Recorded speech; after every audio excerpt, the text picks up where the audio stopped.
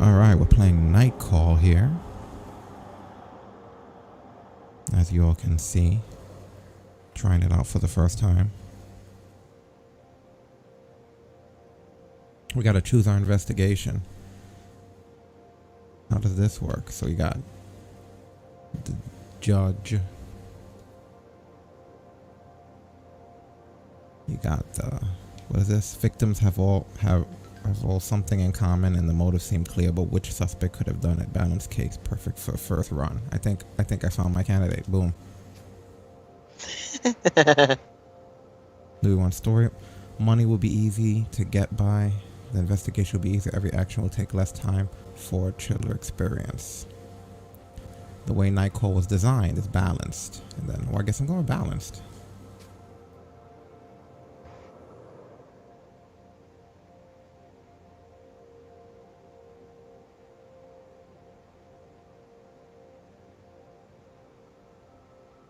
I'd like to see what balanced brings to the table.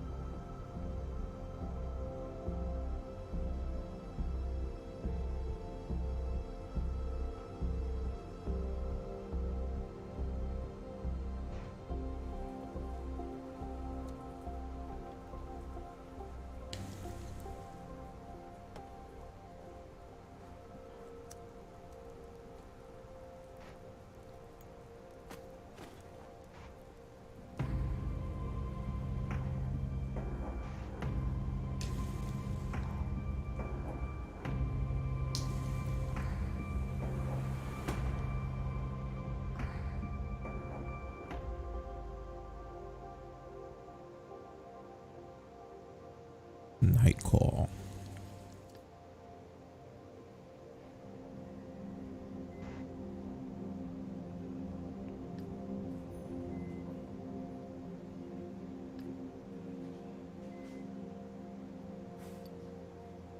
Oh, here we go. What do we do? Want to speak up or? Yeah, sure, speak up.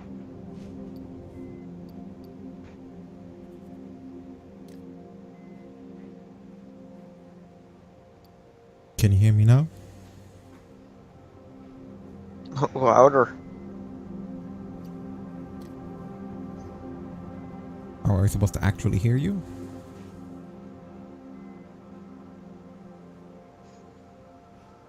I guess, yes, thank you.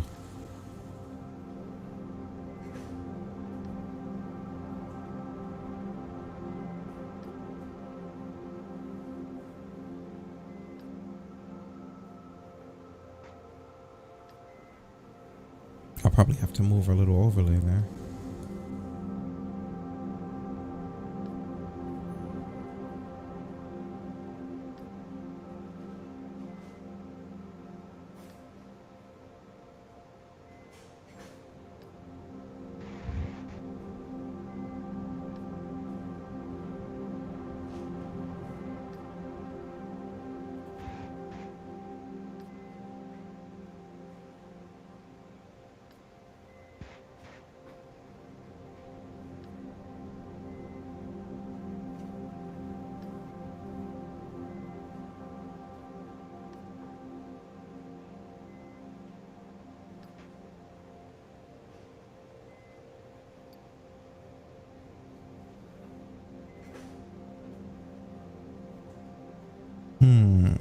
What are we doing here?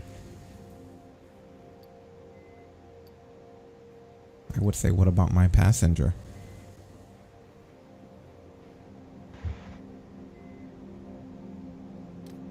Yeah. He was dead before you even got out of the cab.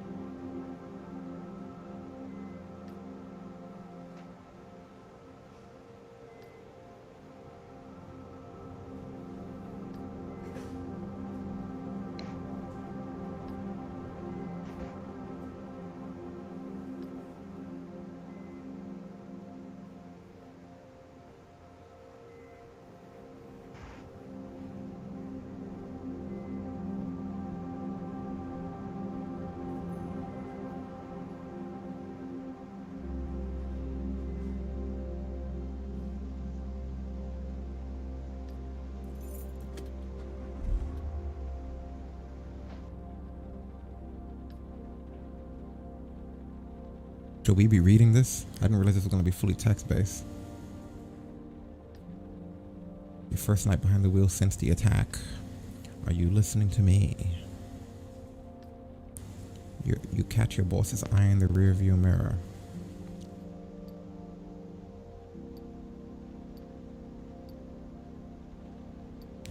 I guess I'll say, sorry. I just want things to get back to normal, to clear my head, to stop thinking about it all. He's watching you closely, trying to make out what's going on in your head. You know I'm worried about you, don't you? I know. You're like a son to me, you know? I know. And you know he's about to tell you the story of his taxi fleet again. When my father died and left me the store, I could have sold it. I could have retired, gone back to the old country. Do we interrupt him or let him tell this story? Let him reminisce his past. But I decided to start a cab fleet with the money he left me. That's why I've got 45 guys like you working for me. His hands flutter in the air, though none of them are any match for you. He smiles, his voice suddenly takes on a serious note. You want me to go over everything again? He points to the equipment on the dashboard, the meter, the GPS. You haven't been in a taxi for weeks, maybe you do need a little refresher. Yeah, good idea. Been longer than this. Right then, well first, the map. You spot potential. Wow, they're fast. When a customer orders a taxi, if there's no one else around, you have to pick up. You know what, let's put this on manual. They actually go faster than I can read it. That's the way it goes, it's business.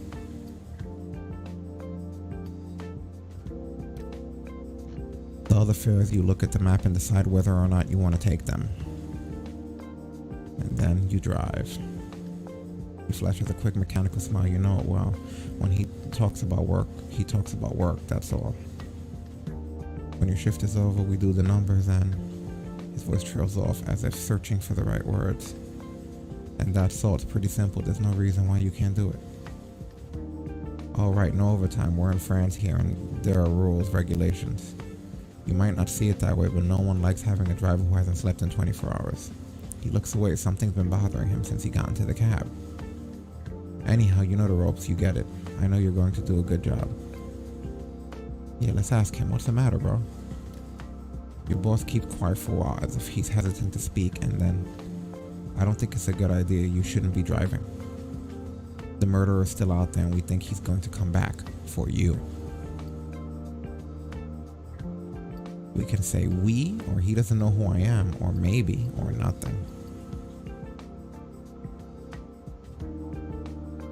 What do you guys think? This is tugging at the emotional heart. At this point, everyone's a suspect.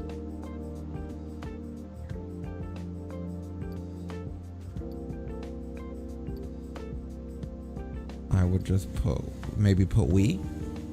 Yeah, I think I'd go for that too. Your colleagues, I do too. Anyway, I'll let you get back to work. Every minute spent in your taxi is a minute lost. He gives you a smile, half ironic, half serious.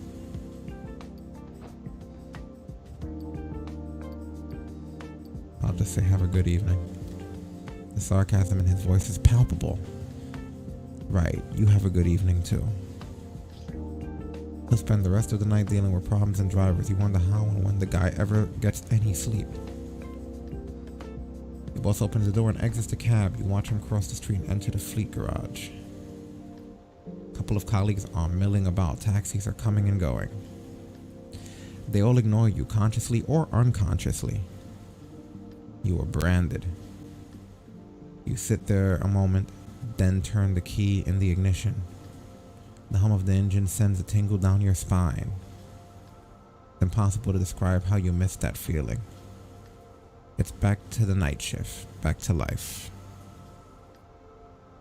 Despite the attack, despite it all.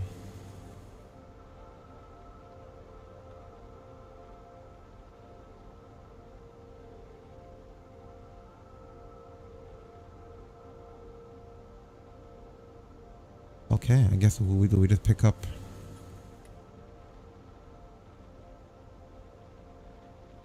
Cyborg? One on the right?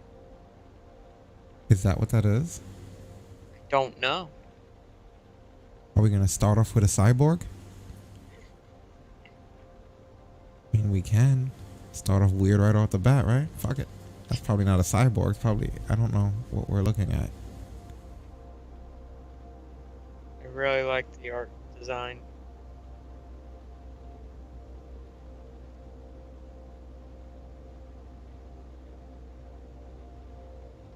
We need your kind of help. Okay. You pull your cab up to the sidewalk and lean over. Your next passengers are in a dark alleyway just off the main street. They are, how to put it, in disguise as 4 superheroes in spandex suits stretched over their bodies. They remind you of a show from your childhood.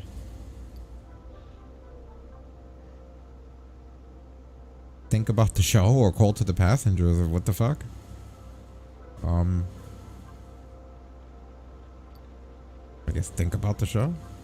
The show aired on Wednesday afternoons after school. You used to go to your friend Edward's house. His dad was the geography teacher. The superheroes in the show were a group that fought against some kind of alien in foam suits. Someone knocks really hard on your window, you jump. A passenger, he or she is standing right there, dressed in pink. So they're Power Rangers? Yeah, I guess. You scroll down your window. Ultra Pink is her name. You are a driver? It's a he! And even with his helmet on, you can smell the stench of booze on his breath. A pink Ultra Ranger. That's a he. That's nice. Yeah. He turns around in his pink suit. Hey guys, hey! The rest of the group turns around. It's our cab. A yelp of joy comes from the alleyway. All 4 suited passengers get into the car one after the other. The aroma of beer and piss wafts into the cab. Lovely. Okay, man, I'll be brief. We lost Ultra Yellow. We don't know where she's hiding. The one dressed in green starts screaming in the taxi, a deep male voice with a southern accent. We're drunk. Yeah, like we didn't know already.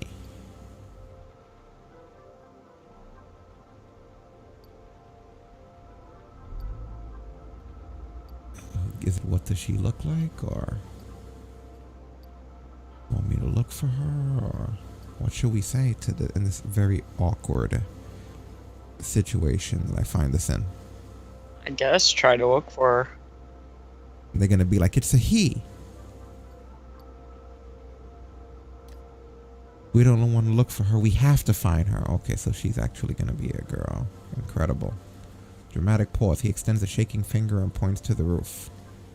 Ultra, oh shit, I don't feel so good. Yellow is the one with the keys to our hotel room.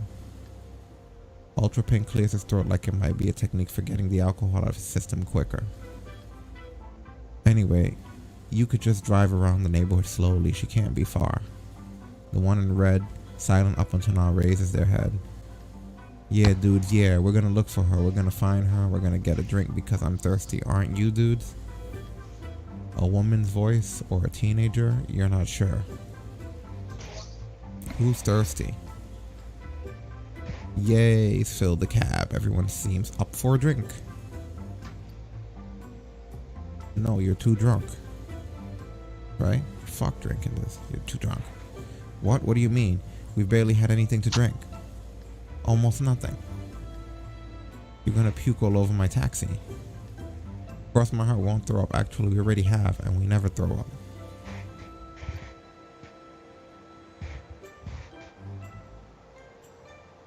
Are we kicking these guys out, or are we gonna keep going?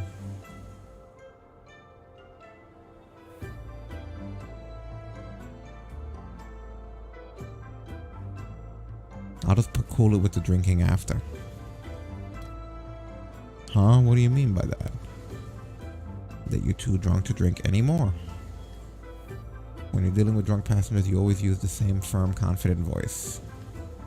We find your friend and then you settle down. Ultra Pink nods and okay, fine, deal. Your passengers overwhelmed with joy with the exception of the silent one leaning against the window behind you. Yes, let's go. You start driving. Keep your eyes peeled, okay guys? Ultra Pink is riddled with hiccups and acid reflux. So where should we start? We were at Furiosa with Ultra Yellow. We were drinking there until they refused to keep serving us. Fucking Nazi hipsters. Jesus. Bring it down a notch. No need to get so excited. Why don't we start there? Maybe she's at the hotel emptying the minibar, lucky duck. Oh yeah, not a bad idea.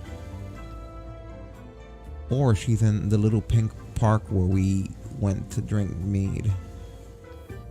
A sign escaped from the red helmet. The beer was so cheap, it was called beer, spelled wrong on the label and everything. But red is right, Ultra Yellow might be in the little park. What should we, oh fuck my stomach, where should we go? We have to choose the park, the bar, the hotel, the little park, or you choose. You would think the bar would make the most sense if they were all drinking right now.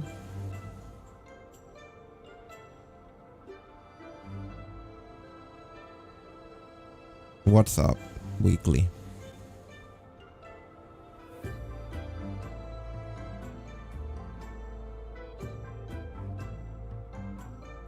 I'm going to go with, let's check the hotel. What do you think, hotel? Yeah, the hotel. She might have already crashed. Maybe she hooked up with someone. Shit, yeah, okay, let's go. You start driving, a mild migraine taking over your head. You start driving to the address the pink guy gave you.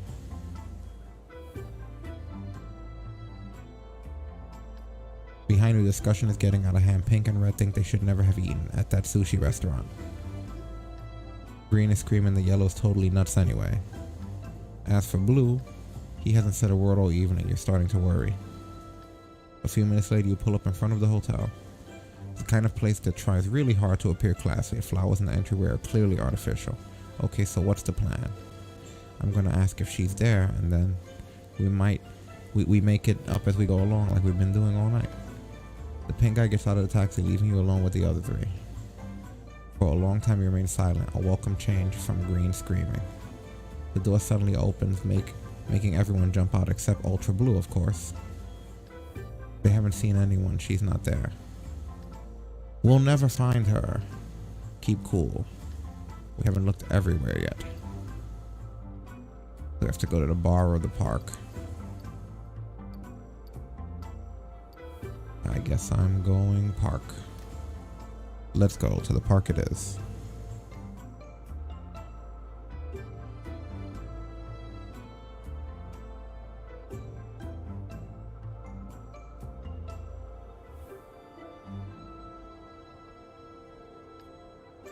She was with us at the bar, right? I don't know anymore. They tell you how to find the park that they're talking about and you start the car. In back, they spark up a discussion centering on the following theme: which country has the best price/amount of alcohol ratio? You quickly tune them out. You let out a sigh and shake your head, hoping you'll be done with them soon. Pink and red vote for Bulgaria. Green shouts that the only right answer is Croatia. As for blue, he still hasn't said anything. You watch him in the rearview mirror. If you go by the way his head is lolling, he's starting to fall asleep. The park finally comes into sight and silence fills the cab. I don't see anyone in the park here. You sure it's this one? Yeah, I recognize it. That's where I yacked up my insides. And yet you're still totally drunk, dude. I'm not that drunk. I'll prove it. I can remember my credit card number. 4434.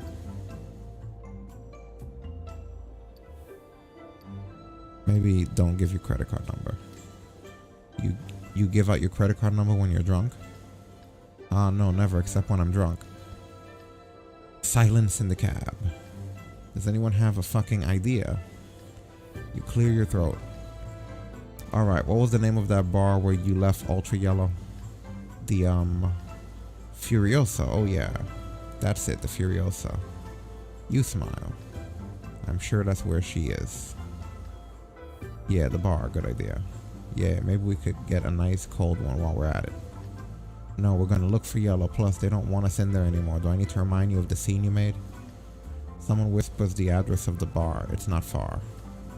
You start the car and can't help but smile. But wait, guys. Wait just one tiny second. Anyone checking the trunk of the cab? Red and pink sigh. Oh, come on, how can you be more drunk than I am? Did you pop some pills in the toilet again? No, man, no.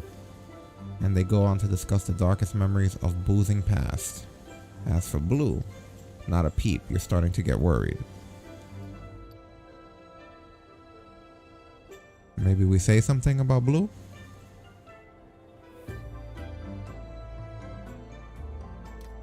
Hey, say, your friend there, is he okay? The discussion in the back of the cab comes to a halt. Who, Ultra Blue? Yeah, don't worry. He's a silent drunk. Yeah, what he said. Actually, it's the only way to get him to shut up. That's unusual. You're telling me.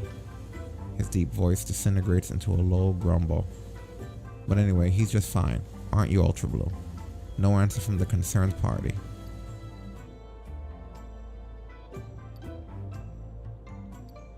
What's with the costumes? They aren't costumes. We're Ultra Warriors from the planet, from outer space.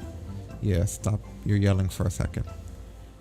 They're for a bachelor party. Ultra Green's here, our cherished friend. You won't be a virgin for much longer. Peals of laughter come from the back seat. Join into the laughter or do nothing. I don't know. I guess I'm doing nothing. 5 seconds later, silence fills the cab. And back, they're all looking out the windows just in case. There's an odd feeling in the air, like the last day of summer camp. With booze. You finally get to the bar and park where you can. Despite the time, the bar is full and patrons are scattered across the sidewalk. Hey, look over there. What do you see? Well, that's Ultra Yellow, isn't it? They all lean over except Blue, to try and make out the shape in the darkness. What are you talking about? Yes. Aha, that must really blow your mind, huh? And on the first try to bat. We've been wandering around for an hour. We're all thirsty. Stop your... The pink guy starts fumbling in his spandex pants. We're going to go take care of her. I think she needs us. I asked him if they need any help. You need any help? No. You get the impression he's suddenly in a hurry. Thanks for your help, man. We'll take it from here. Oh yeah, man. Thanks for your help. Stop screaming, for fuck's sakes. Your taxi was like an angel that fell out of the sky into a barrel of beer. Come on, get out. Everyone's had enough of your stinky breath. They get out of the car one after another. One on the sidewalk, they walk over to their friend and surround her. Okay. You focus your attention on the taxi for a while and collect your thoughts. The one guy who was screaming, his vulgar friend. Your head is pounding. You're shaken up. It's rare that your passengers got under your skin that much. And just as you're leaving the bar behind, you smell something weird. You turn around. Blue left a stain on the back seat. It's not really pee, nor is it vomit. It's indescribable. You glance outside. Your passengers are no longer in front of the bar. Maybe they went inside to get a drink. You open the windows and start driving. With a bit of luck, it'll be dry before you pick up a new passenger. You make a mental note to clean your taxi before the end of your shift.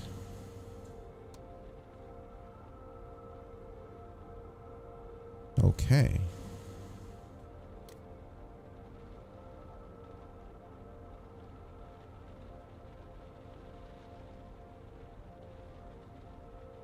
Just like that, that's over with. Can we go far out? Yeah, that's too far out though. What are these arrows pointing to up here?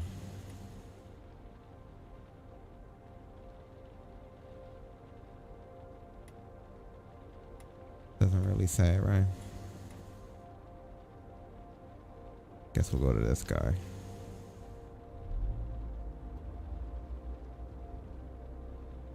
Oh, this is called Night Call Weekly. You're a cab driver. Someone tried to kill you. Charles de Gaulle, make it snappy. So let's take this guy. The passenger who settles into the back seat could be a male model. He asks you to take him to Charles de Gaulle Airport. His voice is mild and pleasant. You sense your passengers wants to talk about the killer. It's simple. Since the first murder, everyone thinks they know something. Everyone thinks they saw something. And this passenger is no exception. You watch him in the rearview mirror as he adjusts his clothes, checks his breath, obviously primping. You drive people to the airport all the time. They bring along a suitcase or a bouquet of flowers. Your passenger doesn't have either. He's looking at himself in the rearview mirror, his lips part, and he runs his tongue over his teeth. Nothing stuck in my teeth, right? You shake your head no. You wonder why he's going to the airport. You're wondering why I'm going to the airport, aren't you?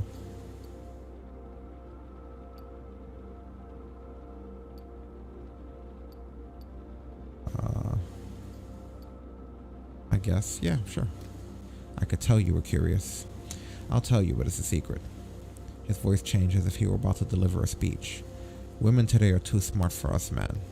Too smart. They're onto us the minute we try to hit on them. He crinkles his nose as if there were a bad smell in the cab. There are dozens of books on how to get lucky, on how to score, but they'll all make the same big mistake. Do you know what the mistake I'm talking about is? They're written by men? I like that answer. I don't see why that's a problem. After all, deer don't write books on hunting, do they? He smirks. No, let me tell you. All those books about hitting on women never tell you where the best hunting grounds are. A theatrical pause. Airports. Another theatrical pause. It's brilliant, right? Women in airports are lonely, emotional, and available. On the street, they're always in a hurry, don't have any time. At the movies or in the museum, they don't want to be disturbed. But at the airport, he's clearly very proud of himself. He remains silent. He crinkles his nose and sniffs again. Is it me or is there a funny smell in the back of your cab? You sniff too. Sorry, I don't smell anything. He shrugs, then goes back to his monologue. Personally, I prefer older women. Let him talk. Single moms who are at the airport to pick up or send their kids to their exes. They're waiting at the unaccompanied minor's counter to get information about a late flight or a gate change. I walk over to the counter, look at the flight information, pretend to be worried. My sister, I say. I'm waiting for my little sister. She's never been to Paris before. I'm going to take her home to Louvre. She wants to work in fashion someday. She's already very talented. I hope everything's okay, that she had a good flight. She means the world to me. She's my half-sister, but I love her like a sister. A smile. He takes another sniff, glances around the cab, then picks up where he left off. The half-sister line. It works every time. Divorced parents, remarried. Every time. This is incredible. He burst out laughing. Let's let him talk. A word of advice, though. You have to get there early. Make a day of it. Keep an eye on the domestic flights, the delays, the companies. It requires little preparation, but I usually go home with 20, even 30 numbers. In 6 hours? Not bad, eh? Let them talk. Another thing, I wouldn't recommend Orly. The counters are a disaster there. You have to go back and forth between the different levels. It's exhausting. And the neon lights, they ruin your eyes. No. Roissy is definitely the way to go. The domestic flights terminal. He rubs his hands together. I can feel it. Today is my lucky day. It's going to be amazing. They're gonna fall for me, big time. You can't resist. You give a slight cough and say, "Excuse me, do you mind if I ask you a personal question?" No, of course not at all. Anything to help you understand my game plan.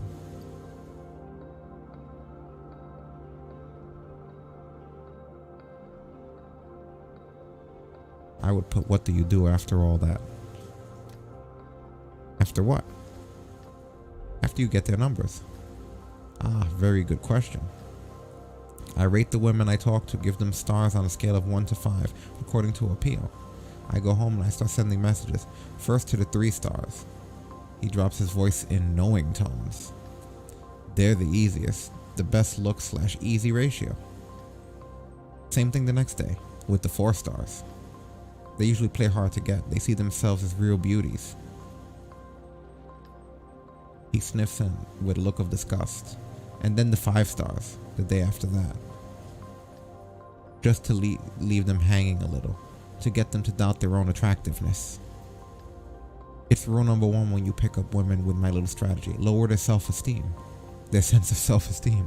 Nice. This guy's a real charmer.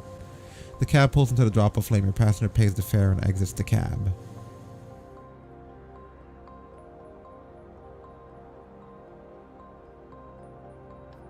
I'm telling you, you should take my advice. It's a piece of cake. You just need to come up with a good line or two. They all fall for it. It's really bizarre, that smell of shit. It seems to be following me wherever I go. He walks away under the sole of his right shoe. You catch a sight of a dark brown spot. The passenger disappears into the airport. You roll down the backseat window and start up the cab.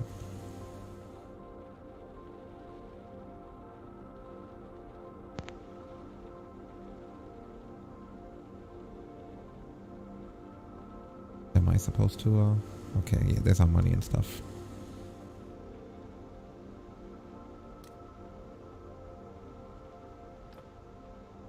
The door suddenly opens and a woman gets into the back seat. Having a good night? For a second, you freeze. It's one of the cops working on Judge's case. She grins at you, her voice creaks. You remember seeing her at the hospital. Something already bothered you about her there. You know, it's actually pretty crazy. For weeks, I've been saying to myself, there's something off about you. Something not so nice. I dug around, mulled it over, bugged all my fellow cops about it because I was sure you lied to us. Let her keep going. Here's a cold sneer on her face. I'm gonna be frank with you. She leans over to you.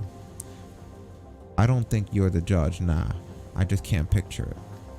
She squints like she's trying to make you out from far away.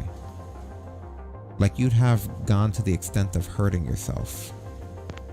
Yeah, between us, it's a bit of a stretch. She stares at you. But not enough of a stretch for my chief to stop going on and on about you. Seriously, he talks about you all the time. If I didn't know better, I'd think he had a crush on you. She smirks. No, I think he's more interested in your profile in prison at 17. An icy chill fills your gut. And for murder, too. You open your mouth, but nothing comes out. Since you got out, you've kept a low profile, but you're lying about your name and your address. I checked. It's normal, you'd say. If they get word of your time served, no loan for your permit, no lease for your car. Meaning no second chance at life. Her voice becomes softer, almost warm. I personally like guys who want a second chance. No, I like guys who fight for a second chance. Basically, I like guys who are willing to work for me. She leans forward, her shining cat-like eyes narrowing. My chief wants to go to the prosecutor with a first and last name with evidence. Actually knowing him, he's not so hot on evidence. So I'll give you info, victims, suspects, medical reports, some photos that are a bit... She makes a gagging noise. You have to be discreet, keeping it between you and me. Interrogate, ask questions, dig around.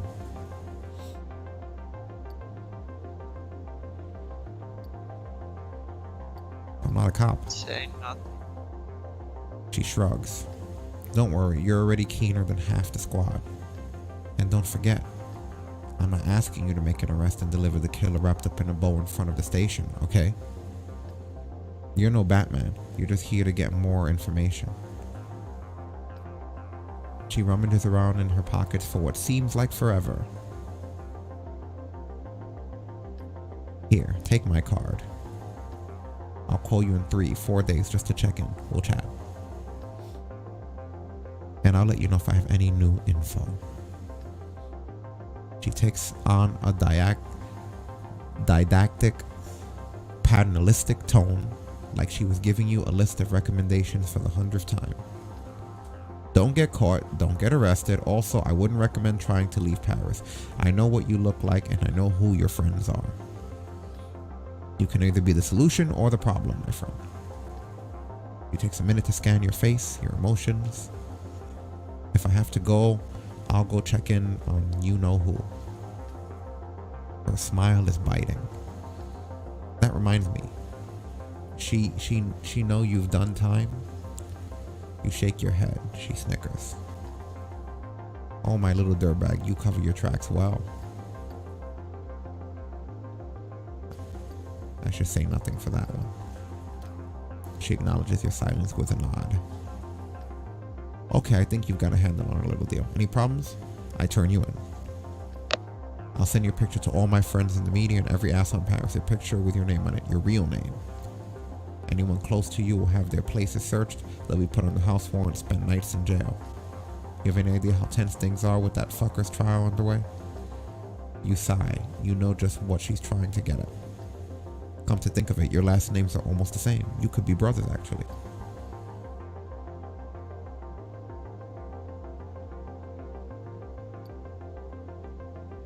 I'm nothing like that son of a bitch. She smiles.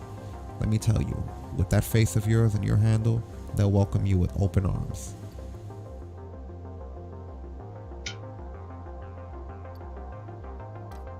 He takes on a serious tone, businesslike. I want to catch this killer personally. I want to drag him to court, ruin his fucking life, with a bang. I can't botch this case. You got me? And neither can you. Right?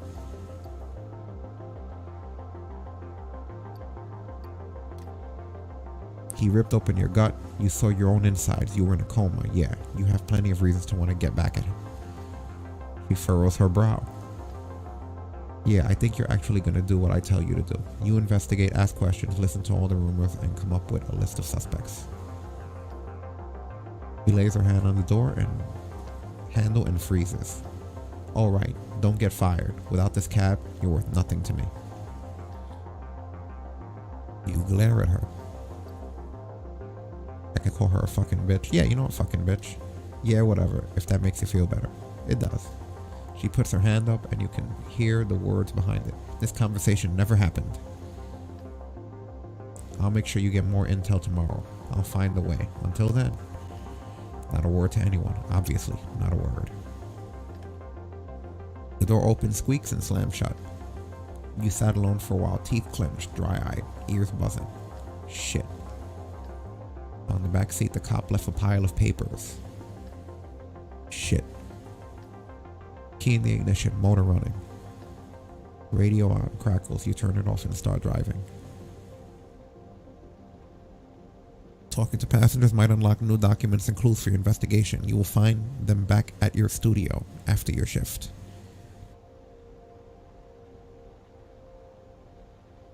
This is cool.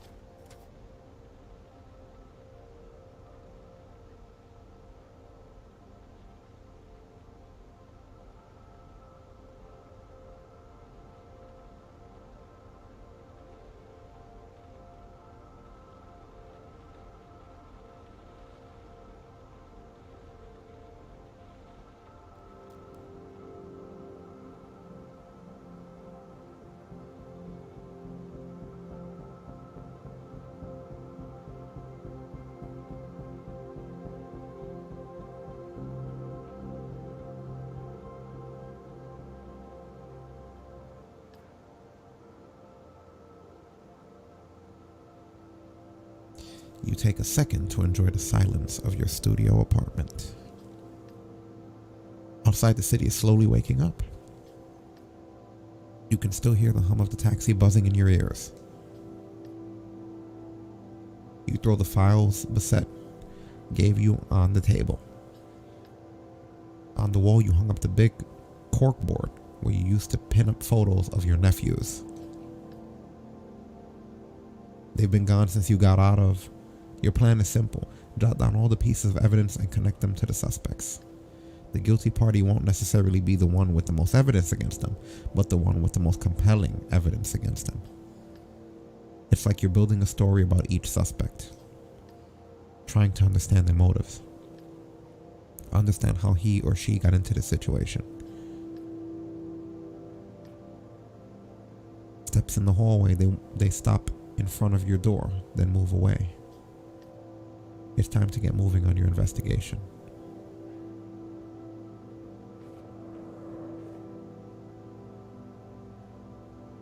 Okay.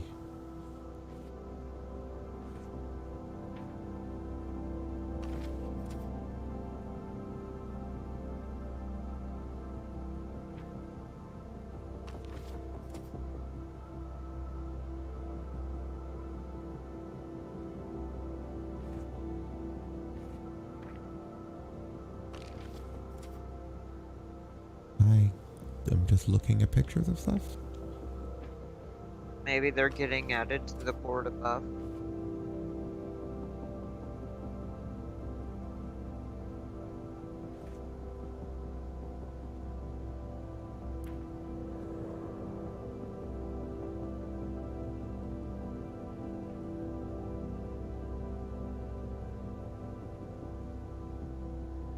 What does it mean by move? I guess to untangle.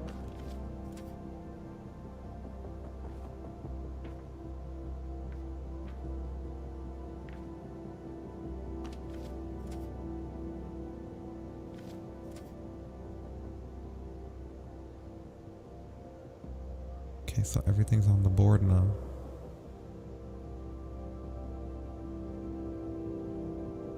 Homeless man with an unknown background briefly worked for Charles Borgen, victim number 2 in the 90s. Got health issues after Richtoden health scandal, a couple of arrests for breaking and entering. Retired cop, joined the police in 1977, divorced from a judge. Born in the French Antilles. Moved to mainland France in 1976. Well-known lawyer from Saint Quentin, defender on the Dara case, defender of several molested kids in poor neighborhoods, was a promising football player when he turned 10. Cop in Paris. Dad was a cop, financial affairs. Died 2 years ago. Mom got health issues after a Richtoden health scandal. Gay in a relationship. Never disclosed this information at work. Medical examiner in Paris. Escaped from Argentina when she was young. Lost her parents to Argentina. Quanta in the process. 2 connections though, like this guy's mom got health issues after the Richtoden scandal. Didn't that come up with like this guy too? Yeah, he got health issues after the Richtoden scandal. I wonder why those 2 things connect.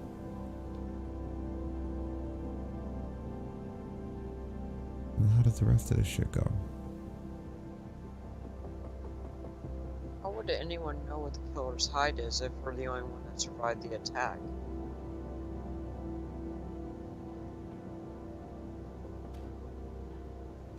I wish I understood what the fuck we were doing. I think it's just to move them around, make it like less congested. Maybe. We should move on to the next night. So the ones that are not connected to anything, we They don't probably have. don't have any evidence to link to them yet.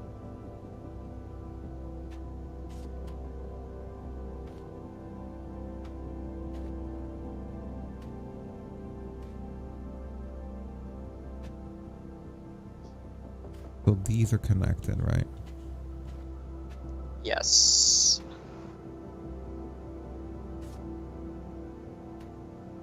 And the rest of this is garbage for the time being. Okay. Yeah, this is a messy fucking board.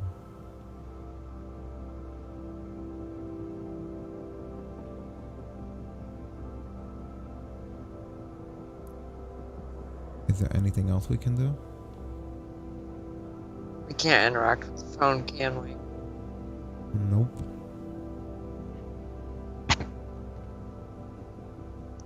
I guess we end the night? Yeah. With a heavy hand, you wipe your tired face.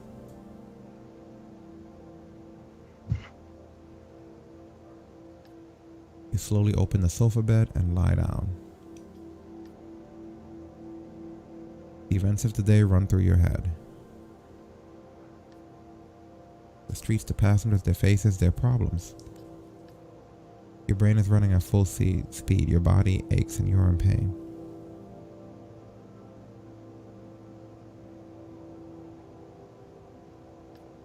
You can tell you need to get more sleep. You glance at your investigation board. It looks awfully empty, and you are sure this is the best. It's too soon to say. You shake your head and your mind wanders for a second. Your eyes close and you can feel yourself drifting off, until you hear a voice break out in the distance. He's desperate, and then silence. You close your eyes without any idea where the voice is coming from. A second later, you're asleep.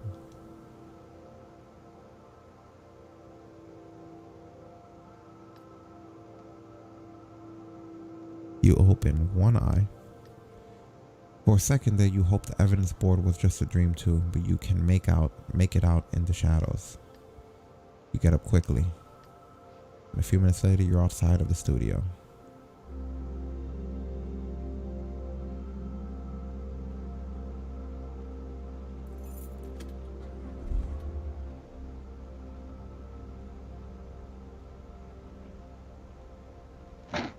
Alright, a new set of peeps.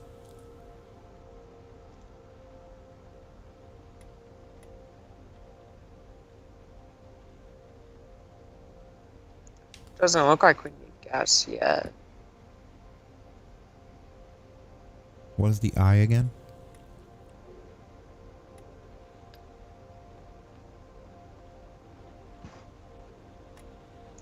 Oh, that's cool.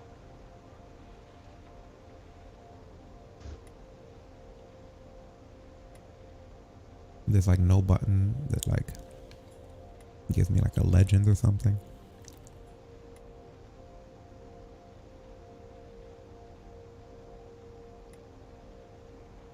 Is the eye your office?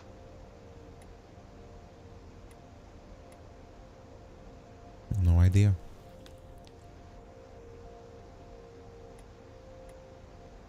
Let's go pick this guy up and then maybe we can swing by afterwards.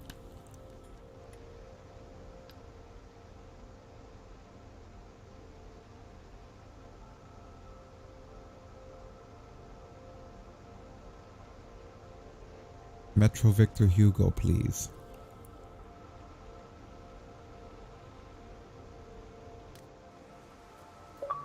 The passenger gets into the cab and gives you her address. That shit off the screen, please.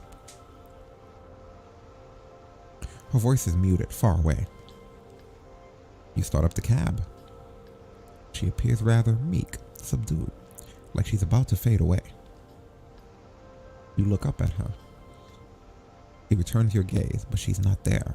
It's as if you weren't looking at the actual person, but at a silhouette instead, in the shape of a human being. What do we do here?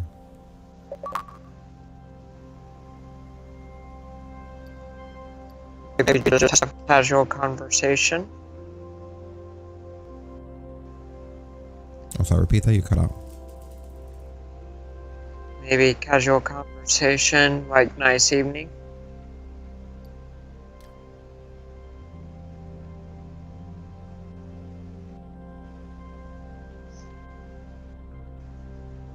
Yes, it's a lovely evening. That's all she says. You leave it at that without looking at her. Some clients need to be left alone, need quiet. You're afraid to say another word.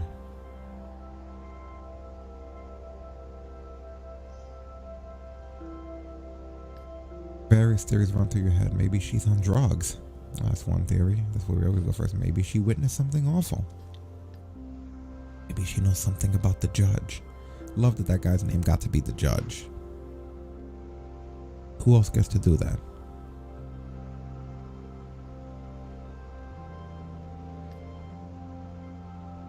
Her eyes scanned the interior of the cab with an air of odd detachment. There's still a ways to go before you reach your destination.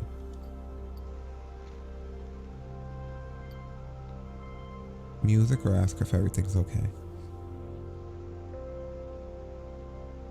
Just ask her if everything's alright.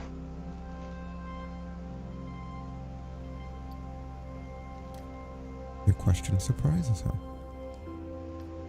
Yes, I'm fine, thank you. Her eyes in the rearview mirror tell another story.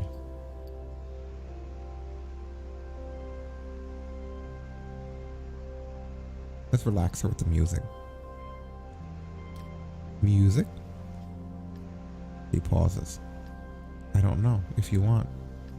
She breaks off again. What kind of music do you have? Whatever's on the radio. I never listen to the radio. I don't really know what's any good. Maybe seems to be weighing her options.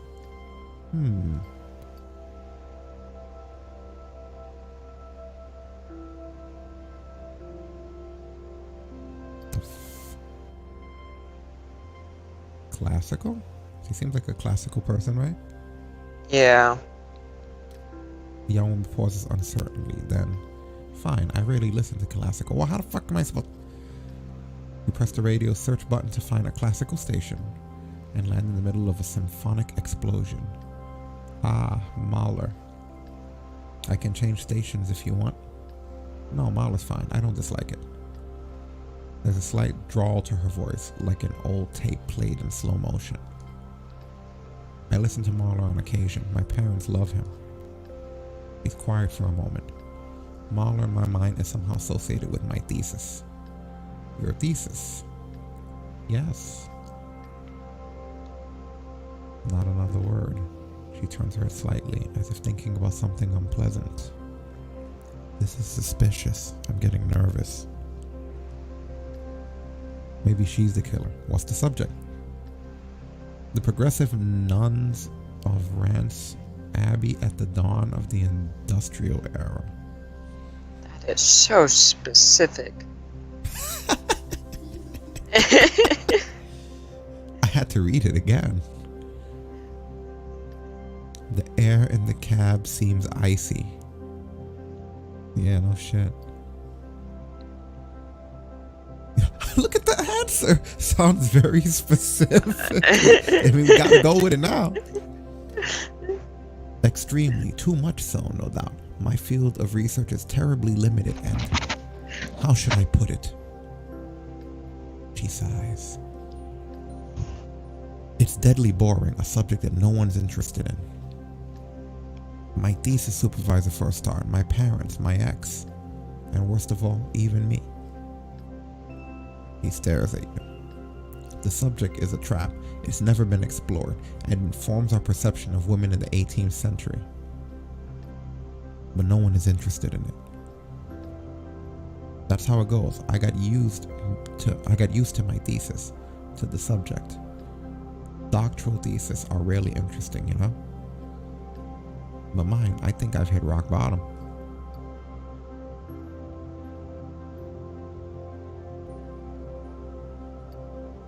It's a useful subject. And it's interesting. No, definitely not. So it's not a useful subject. Okay. I still wonder how I ever believed it wouldn't be such a colossal bore. He hesitantly lifts a hand. But I'm the one who chose my thesis. Me and no one else.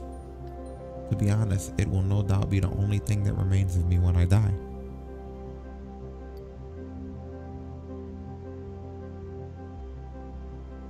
Jeez.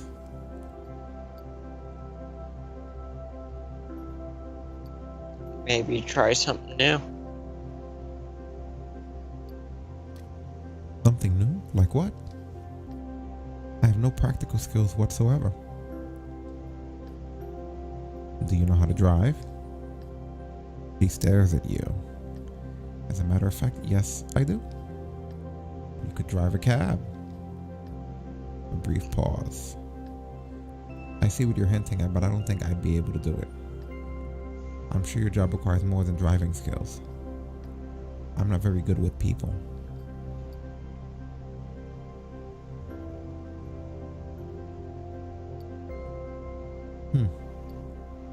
I'm not getting a read on this woman.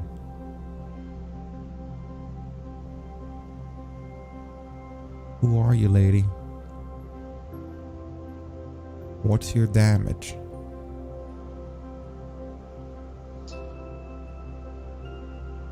I feel like she's not telling us everything.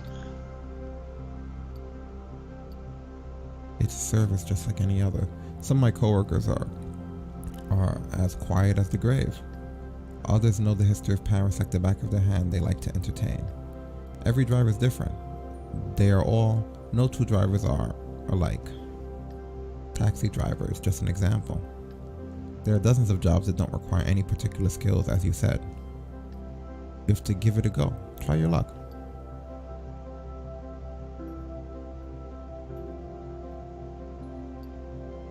That's an interesting choice. They talk a little bit more about us or change the subject. Talk a little bit more. Me, before I did this job, I thought I was no good for anything. Then someone gave me a chance, trained me. You break off. The young woman is visibly moved. Unshed tears glisten in the darkness of the cab. Sorry. Don't be. It's nothing. It's me. A wry smile tugs at the corner of her mouth as if she enjoys the thought of seeing loathsome people suffer. My parents think. Her voice falters. She's unable to go on. It takes her a few seconds to pluck up the courage to speak again. My parents think I've made a mess of my life. I know they do. They haven't said so, of course. They're there for me. They help me. But deep down, they know it's too late. The symphony on the radio takes a dramatic, tormented turn. I'm 28. I'm doing a doctoral thesis on 18th century nuns. My brothers went to top business schools and earned MBAs. They're married and have children.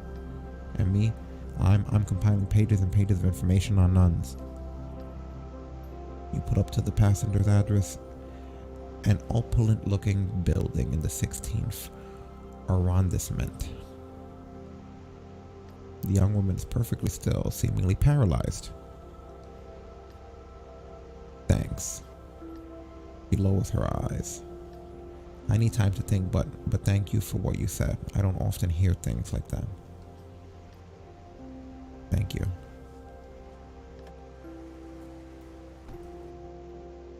She hands you the fare, then exits the cab without a word.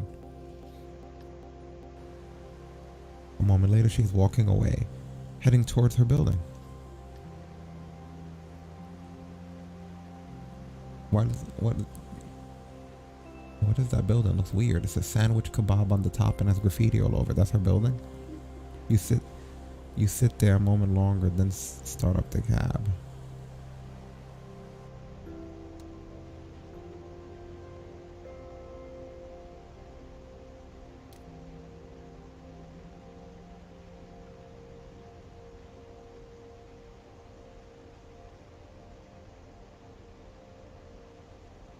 We're nowhere near closer to the eye than we were before. What does this icon mean? I think that's just gas. Oh, it's just obscured by this guy, I see. Why are some grayed out and some in color? Maybe we should do the colored one.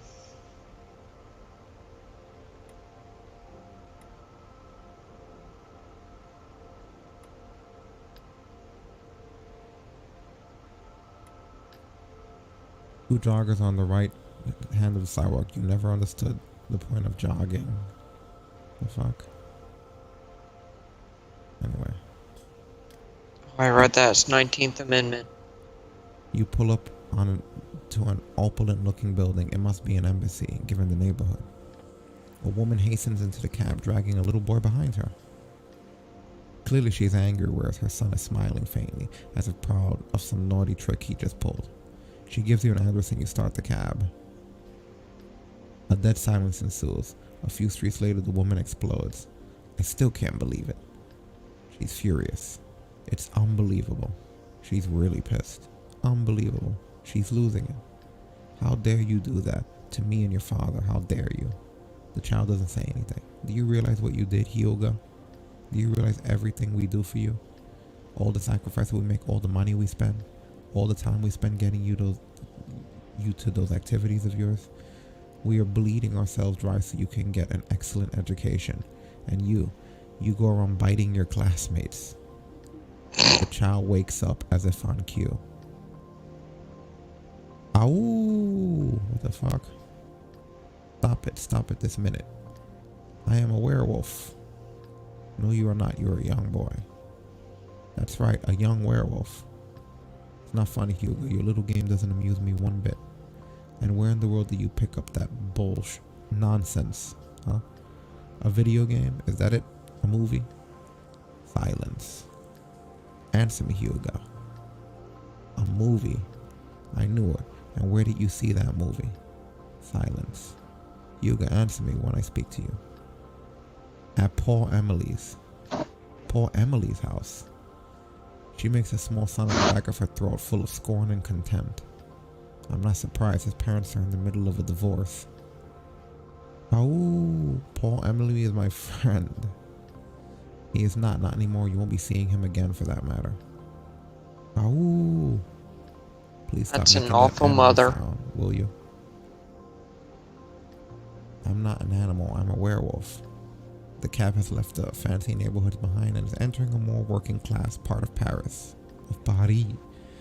No, you need to make friends with someone more interesting than that little Paul Emily. The Iranian ambassador's son, for example, you know, his name is Kaveh. Yeah, right. The kid you bit so hard he bled. When this is all over, we'll invite him over. I'm sure he's an interesting child and well behaved. The little boy starts to laugh. What's so funny? The child doesn't answer. Then stop laughing like that all the time. You look like a moron. I'm laughing because Kaveh is a werewolf too. Now what are you talking about? You know I bit him, so he's going to turn into a werewolf. Ow! The passenger is shaking with anger. She yells at her son. You stop that right now. You are 5 years old. You're not a baby anymore. When your father gets back from New York, he's going to have something to say about all this. You'll see.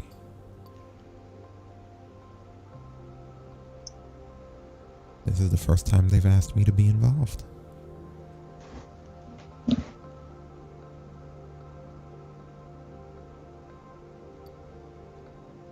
Play along with the boy. I'm a werewolf too, you know. Oh, I got into uniform. Le Loup Garou. You played with Yuga. The little boy casts you a hopeful look. Really? What do you think you're doing? Sure I am. I'm a werewolf. An old wolf bit me in the woods one night. Wow, way cool. Sir, please don't encourage him. His fangs were all yellow and his breath smelled like stinky old cheese.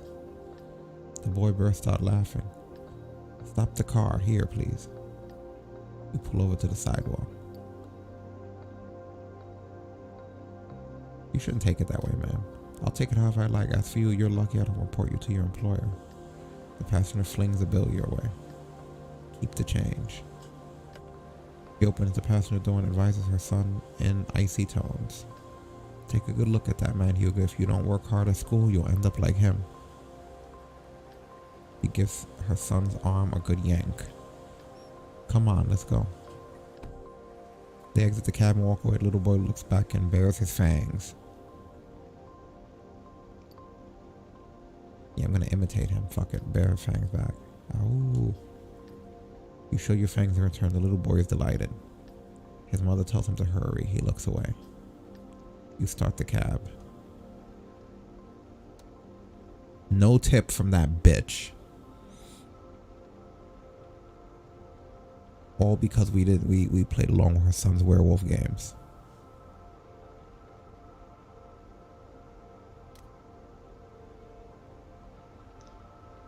I mean, the son will probably be better off for it.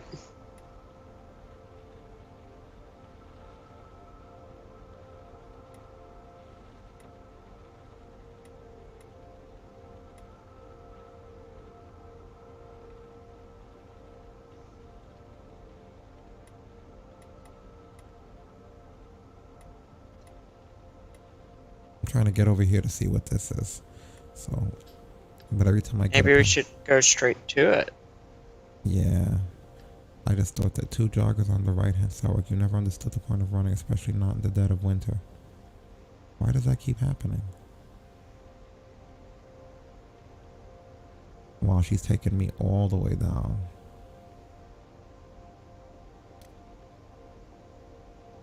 Oh, once you refuse them, they're gone? That's ridiculous.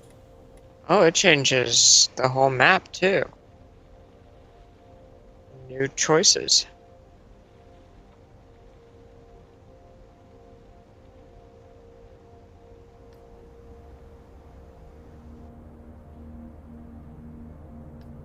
You sigh. It seems so odd to have a contact so excessive. The guy is one of your regular poker buddies, a night watchman at the embassy. You get out of the taxi and walk towards the big metal gate, clean lines, early 20th century, maybe lots of wrought iron. The gate opens and someone moves towards you. They indicate you should follow them. The person's face is hidden by an oversized hoodie. Your heart starts beating faster. What if it was...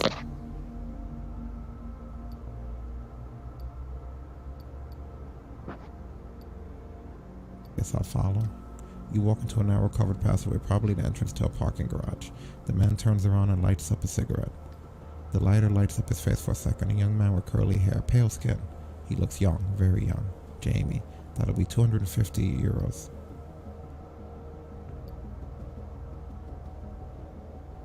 For the intel? Yeah, for the intel. He laughs, a strange guttural sound. What do you think this was, a date? You want information on Gordisker? I got info on Gordisker and it'll cost you 250 euros, so what'll it be? Yes, bargain. Cut that down a little bit. He raises his hands in front of his chest. His accent becomes stronger. No, it's 250 euros or nothing. If someone learns I fished around, they'll find me on the spot. Are we paying for this information?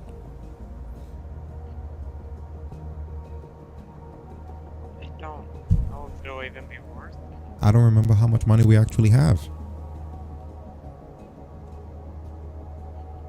Why not? Not to justify wasting 250. Shit, I wish I would have looked at the money before the scream.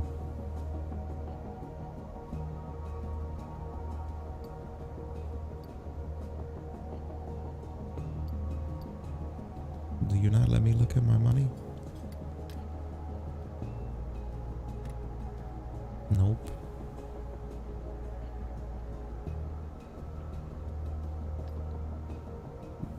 Oh, and I guess I accidentally hit no. Okay, give me 200 and we're good, okay? He lowered it. Maybe I should not pay again.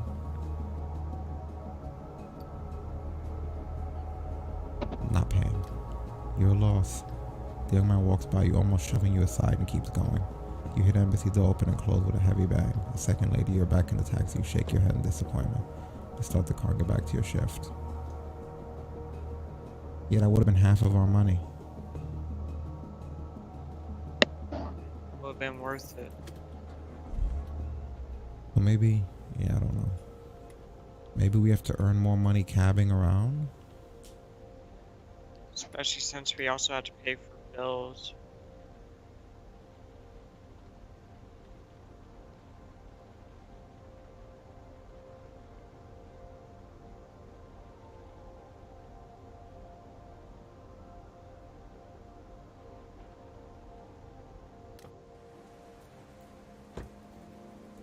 The passenger has been crying. She stares at the floor and gives you an address in the nearby suburbs. You've just started driving when her telephone rings. The ringtone is familiar. Yes. There's a pause. Her tone is sharp and curt. Yes, I'm on my way home right now. She pauses, holds her breath. Yes. Another pause. She sounds annoyed. No, I took a taxi. On the other end, her voice gets louder. Who's paying? Well, I am. I don't want to take the bus home tonight. Come on, lay off. A new round of criticism begins. Look, can you just lay off? Yeah, we'll talk about it when I get back. She holds the phone away from her ear, ready to hang up, then pulls it back. Yes, I'm here. She finally glances at you. There's no need to scream. I can hear you. I told you. We'll talk about it when I get home.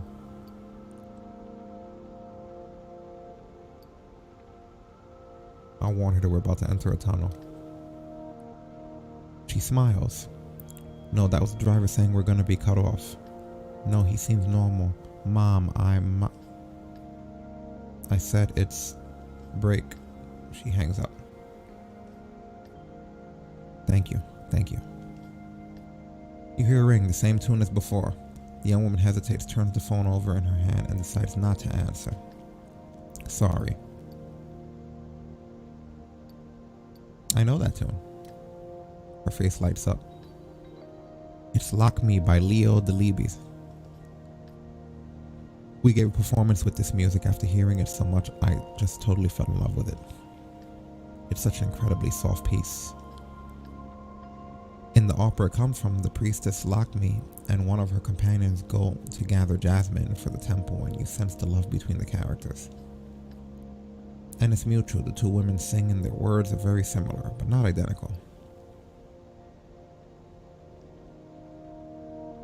You sing? No, I'm a dancer, classical jazz and other various combinations. I've danced since I was a little girl, but I've been dancing even more these last few years. I love it. A friend and I did put on our own choreography to a few scenes from the Lock Me opera once. We did a show. It was really exciting. The smile that appears on her face seems to have erased the tears. And thank you for earlier. By the way, I missed the last metro, and to be honest, I really didn't want to go home. My mother's waiting to have a very long discussion about my future, my career, all the sacrifices she's made for me. She's a cleaning woman in one of the fancy office buildings at La Defense, and I failed my bar exam, so she thinks. She stops herself. She was gonna make a joke, but something keeps her from doing so. Her smile vanishes. She thinks I'll end up as a cleaning woman at La Defense. Your passenger sighs. She thinks I dance too much. She thinks it's Lock Me's fault. But mostly she thinks it's my fault. She heaves a huge sigh and stares at nothing outside. I studied, I worked hard, but I didn't pass. I just don't believe in all that anymore. And I'll be warned, what I'm about to say will sound cliche, but I want to be a dancer, not a lawyer. My mother doesn't understand. You must work to earn money in order to succeed. She takes a breath. Sorry, I didn't mean to unload on you. I must seem like a pretentious little princess. Not at all, because I want a tip. Thanks for lying. You're welcome. She smiles. The address she gave you is not much further. I mean, I know I owe my mother a lot. I have to stop being so self-centered. Blah, blah, blah. I have to pass this fucking exam. She clicks her tongue as if to force herself to stop talking. Instead, she keeps going. Mind you, she came to my Lock Me performance. She pauses, tries to find the words. She saw me dancing when we left. It's kind of dumb, but she didn't say a single word. And I think I've never felt prouder. Her silence spoke 1,000 words. You pull up to her house. She takes her time getting out of the car.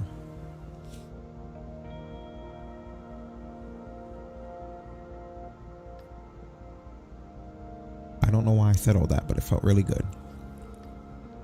Thank you. It disappears. Her tears have definitely vanished. $4 for that? Not even $4? 3,000 change?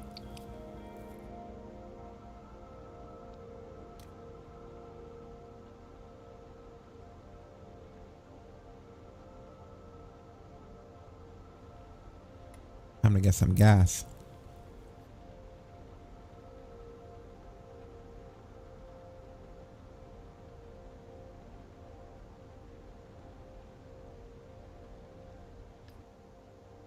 You pull over and stop at the gas station. Not a soul in sight. The fluorescent lights irritate your eyes and the smell of pee is wafting up from the space in between the pumps. It's self-service here. You pay directly at the pump. The mini mart over there, it must sell newspapers. The person behind the counter must see and hear things. Might be worth asking a couple of questions. The place makes you nervous. All you want is to get back into your warm cab.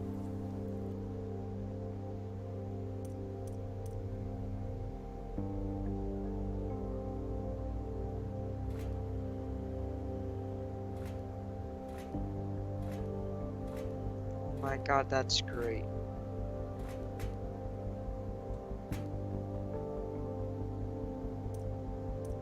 What, that we pump our own gas? Yeah, like that.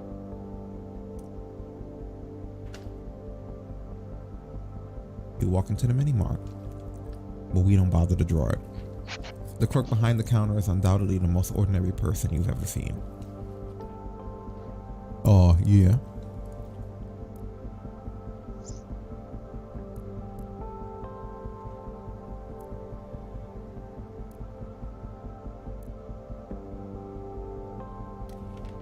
I'll take everything.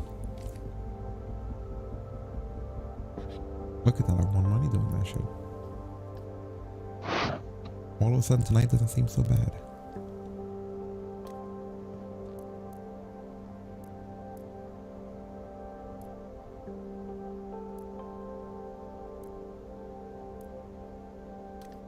You examine the newspaper and magazine covers the serial killers on the front page of all of them.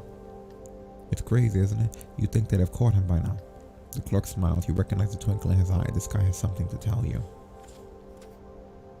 New clues available in our room. See, good thing we went here. Good night, I guess. You nod and exit the shop.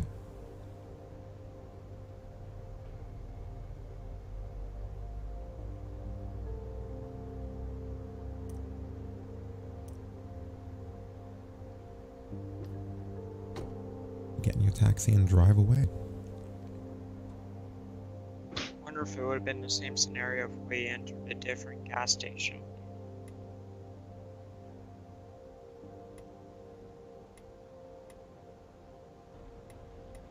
Let's find out what the blinking yellow is.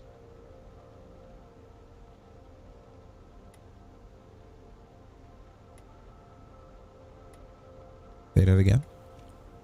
Let's find out what the blinking yellow is. Where?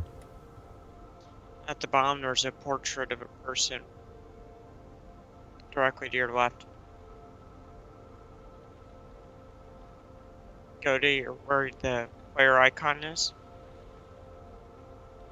Oh. I see him.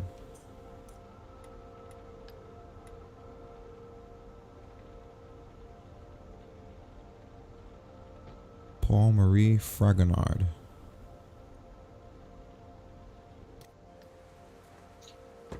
Your next passenger is your suspect, the retired policeman. Ooh. Judging by his looks, you could have easily guessed. Hospital, St. Louis, please. You nod your head and start the engine. You glance at your passenger, same expression, same clothes. Some things never change. He looks grumpy, in a bad mood. He's holding a cigarette between his fingers and has almost broken it several times. Tough morning? He shrugs. No more than usual. His tone makes it clear there is no room for discussion. You let it drop. A bit further, construction workers are bustling about, tearing down a storefront. Oh, say, are they finally taking that down? What was it before? When I first came to Paris, it was a thrift store. You could buy pants there for just a few francs.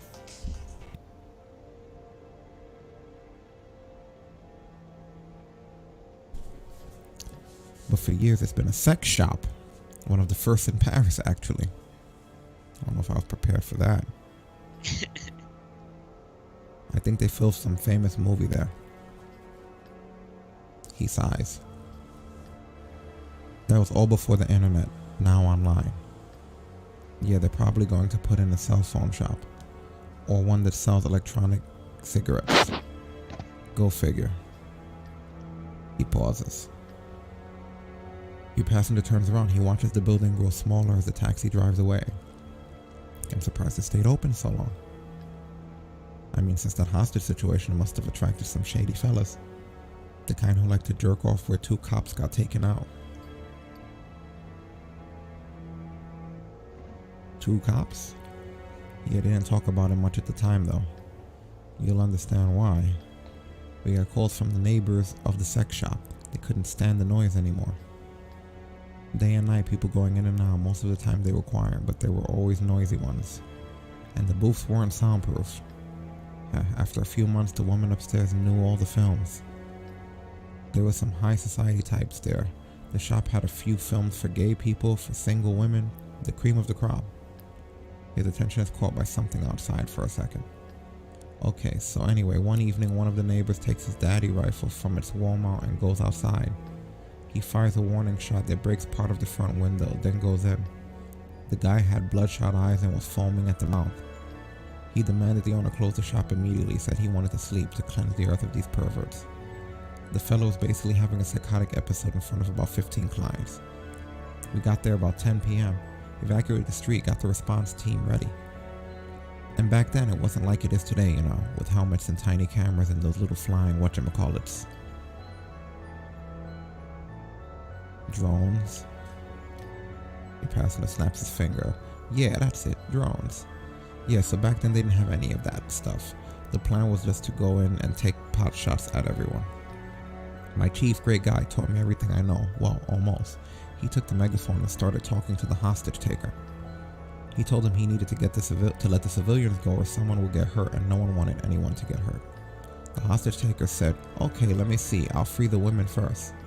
He went back in, we got ready, put on our bulletproof vests, checked our weapons.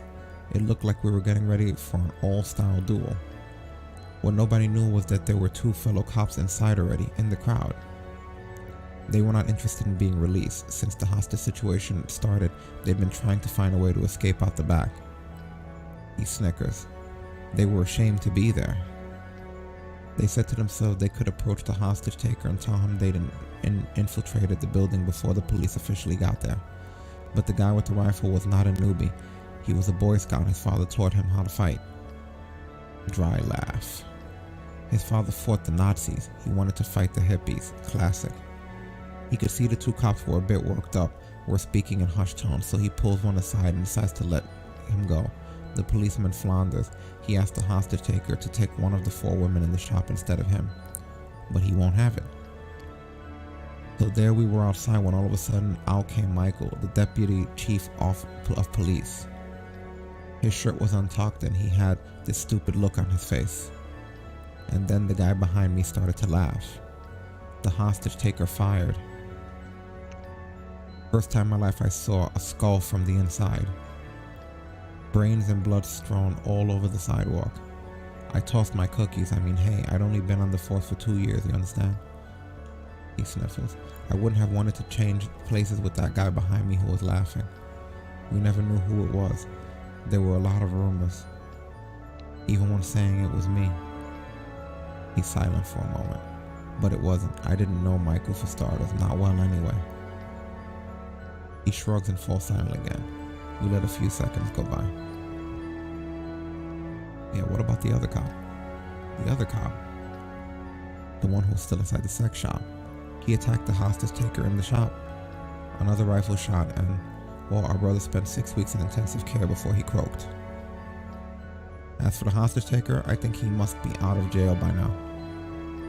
A real psycho, high on all sorts of pills, not a pretty sight. They redid the sex shop after, and since then anyone from the squad who came in always got a little discount. You pull the car up in front of the hospital and your passenger pays. It's the least they could do when you think about it. I've never been myself. Actually, I avoid even going down that street so I wouldn't have to think about that day again. It's almost like a bouquet of poppies, big red and black flowers. He pauses. It's odd that I think of poppies considering what they mean. You know, each flower is a symbol, has meaning, and I believe the poppy symbolizes peacefulness. I'd have to check. My ex-wife left me a book about it. I don't know if I held on to it. His eyes wander.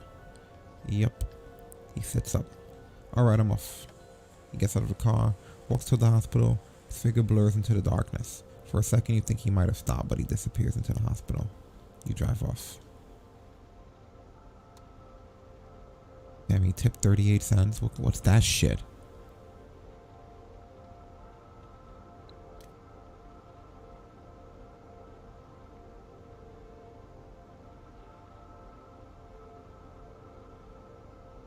Anything else blinking?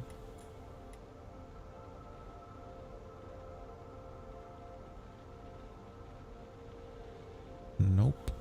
And we already raised the to tip. the left. Yeah. What was that?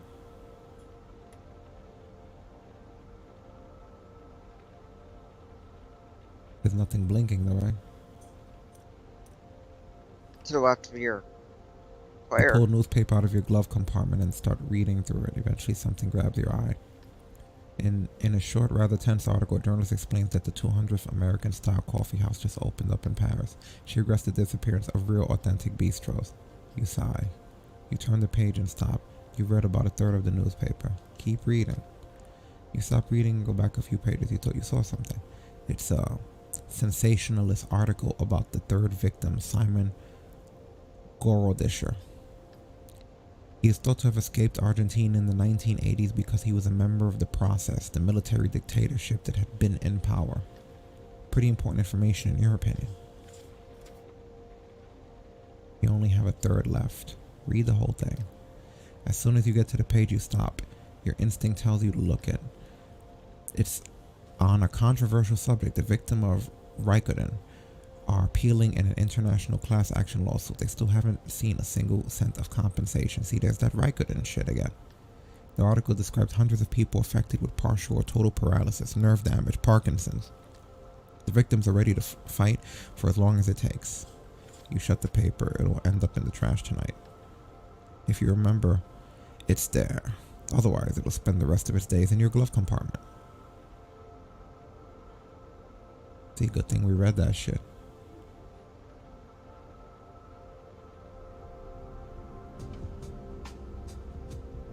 You now know more about your clients.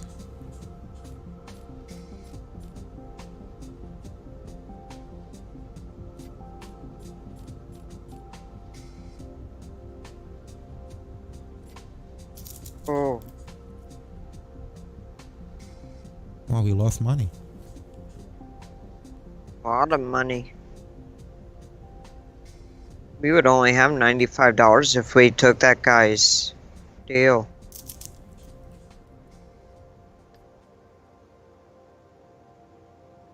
At the foot of your front door, just behind the drain pipe, you notice an envelope. It's thick and heavy. You can just make out your name, written in thick black marker on the front. Your real name.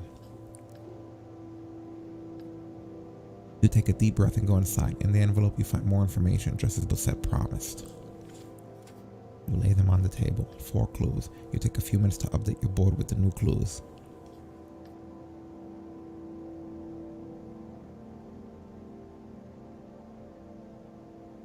Skull Crusher, you're back from your vacation.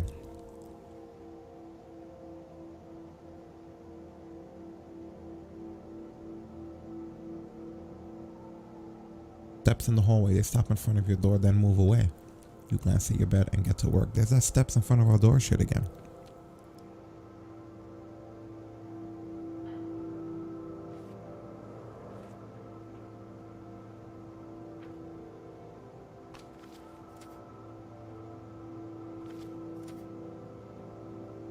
What do they mean by not enough time? Why is there not enough time?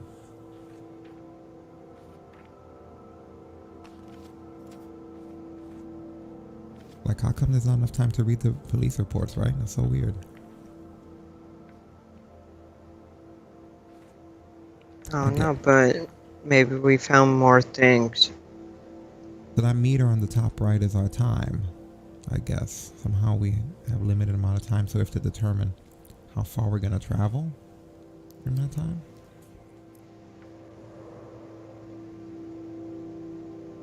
There's still a lot of shit missing from this board, you know?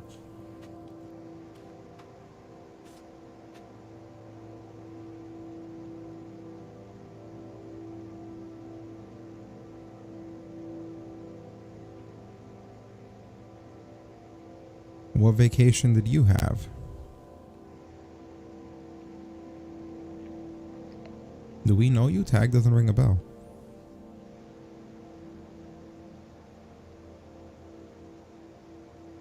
What's up, Camis? I remember Camis.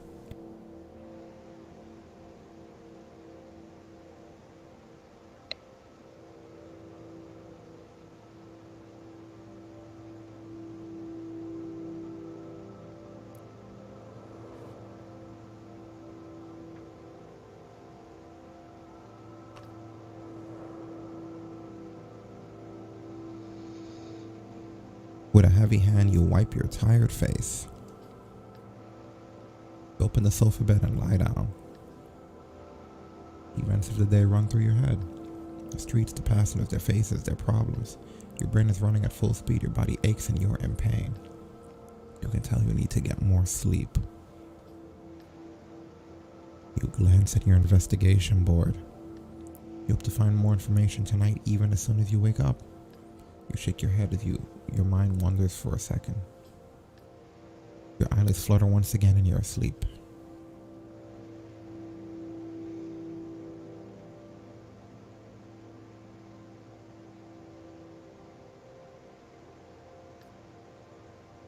You open one eye.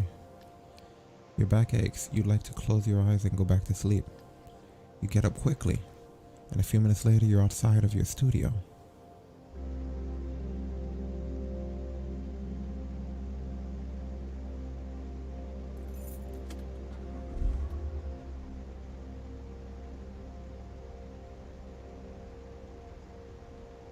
So that top meter is our time, and then the one underneath it is our fuel. We got to take into consideration it takes time to put clues together, I guess.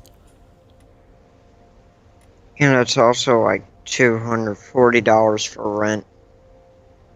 When do we have to pay rent? Oh, we paid it, right? Yeah. I'm real glad we didn't take that deal. We'd only have 95. Yeah, but we're gonna have to start taking these deals if we want more clues, you know? I hate to say it, but I think we're gonna go for a deal right now.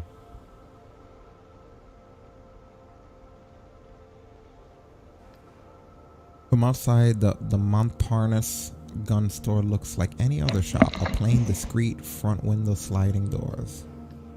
But inside they sell handguns, machine guns, knives, and even grenades. It's your first time here, but you've already had its owner in your cab. The store opens really early so the patrons can come train at the shooting range. As you walk up to the counter, you hear the distant noise of gunshots under your feet. It's an unsettling experience. Madame Brochant, can I help you? It's the owner speaking, an older woman with a hunched back. She's been selling weapons since the 70s. She's cheeky in a typically Parisian way, and her wrinkles carve craters across her face. Madame Brochant, it's you. It's been ages. Come closer. You make small talk and eventually decide to go for it. I have a question for you about a weapon. You slide the photo of the shell across the counter. She looks slowly up at you. Where's the photo from? She's been doing this for years and you doubt you can pull one over on her.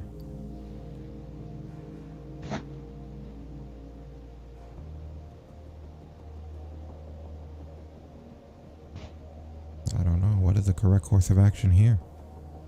We go with a friend. Yeah, right. Get the fuck out of here. You recoil at the bitterness in her voice. Look, I'm just looking for more information about this show. I don't talk to filthy liars like you. Get out. She points to the door. I chose wrong. I'm gonna go. The police gave it to me. Yeah, and just how did you end up with police photos?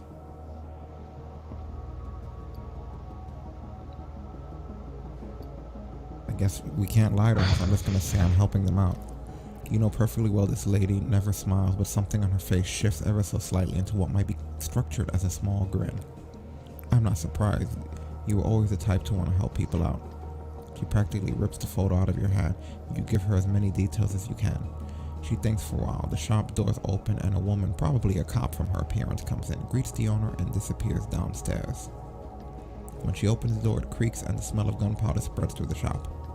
It's funny, this doesn't fit with what you told me. The shell is in perfect shape, and you told me the bullets are also completely clean. But it's old ammo, you can tell. There are no scratches, but there are a few oxidization stains. And her voice grows darker, and all of a sudden, like something had escaped from her. In my opinion, it's from an old weapon perfectly maintained by someone who knew what they were doing. In light of what you told me, I'd say it belonged to a cop or a soldier. It could be a family weapon. It was a police service weapon in the 1970s. Either a cop held onto it, or the guy you're looking for inherited it. That judge there, he's a pro. You raise your head to meet her gaze. Her old bones make that slight shift again. The one that could be constructed as a smile. Or she, actually. You know lots of women shoot, and I give classes if you have any lady friends who are interested.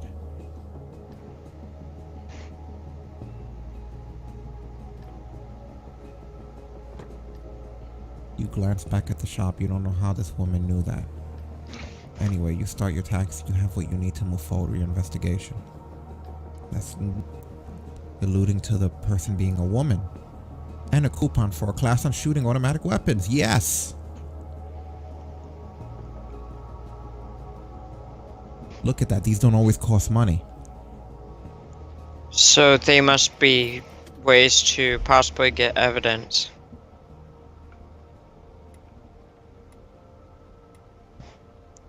Do we try to go for the other one, or Yes. do we want to try to get money?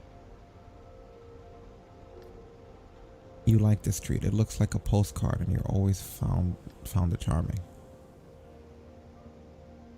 Wow, whatever that one is, it jumped straight out of it. What the hell happened? Maybe it's just chance encounters. Seems to be. Alright, well, let's make some money while we're here by. We could go here to the left, and then later on maybe pick up Johnny Death south there. Roxana Krylova. I must speak with you. I absolutely have to speak with you.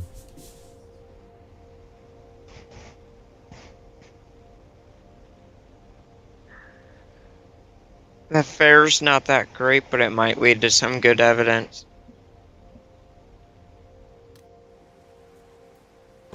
The door slammed, followed by a freezing cold burst of air. You stare at your passenger for a moment in the rearview mirror. She's wearing a rather unusual getup. Oh, I thought that was the kid. You smile.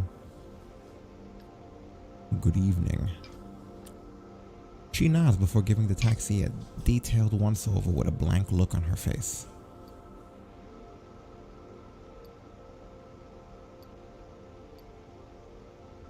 Everything okay? She doesn't seem to hear you and continues scanning every part of the cab. After a very long minute, she crosses and uncrosses her fingers. You sigh. You usually like weird passengers like her, the strange ones. But this one, there's something about her you don't like.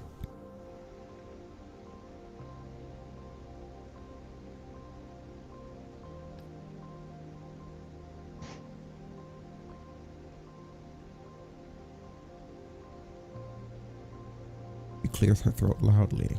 I came too early. He'll be here soon. She has a strong Eastern European accent. Russian, maybe? What are you talking about? Him. She slowly smiles, revealing a line of dirty teeth stained with cigarette smoke and worn down from booze. Ludwig. The name may not ring a bell, but soon. Who the fuck's Ludwig? Ludwig von Koopa? She stops.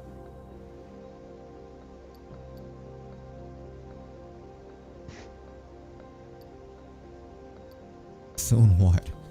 He'll be sitting right here staring at you with his dead little eyes. Laughter bubbles up abruptly from the back of her throat. I am a ghost hunter, sir. A ghost hunter. She enunciates each word as if it rolls off her tongue. Some creatures from the netherworld live among us, encrusting themselves onto our lives like barnacles. She pauses, her tongue sounds so rough. Like oysters. The word is almost intelligible with her accent. Ghosts are parasites, dead weight bearing down on our shoulders and back. Let her keep talking. I'm not going to beat around the bush, sir. You need to keep two essential things in mind. Ludwig is evil incarnate. He is a tour guide from the underworld trying to sell you your own death. His cold fingers gripping on the edge of your window. I can feel it. I know it. They'll soon be here, holding on just like this. Her words make less and less sense, like she's going into a trance. You have two essential things to keep in mind, and that was the first. The second is even more important. Do not make him angry. You won't like him when he's angry. No, I said that. No, she says, do not make him angry. Listen to him. Help him. Make friends with him. And if I talk to this ghost, what will happen? He will take you with him to the underworld for all eternity. Her fingers adjust her collar. She starts to get out. It's easy to think that Ludwig is a child. He's no child. He's a creature that has lived for centuries. A demon, dangerous, violent. He lays a hand on the door handle. Don't forget, make friends no matter what.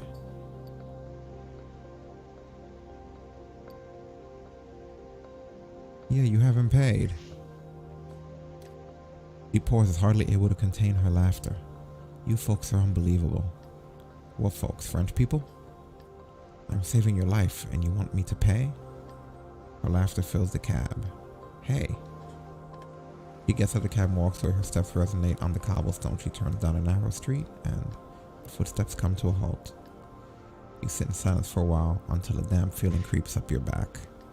Sweat, fear, running in your veins. You open the window and let the icy cold Parisian air fill your cab. It's refreshing, perks you up. The ghost really exists. Isn't all of that just? No, you turn the key in the ignition and get back to your shift. Look at that. The bitch wasted our time. I would have called 911 to report theft. And our money. Fuck her. Look, there's somebody nearby. Let's try to make it up.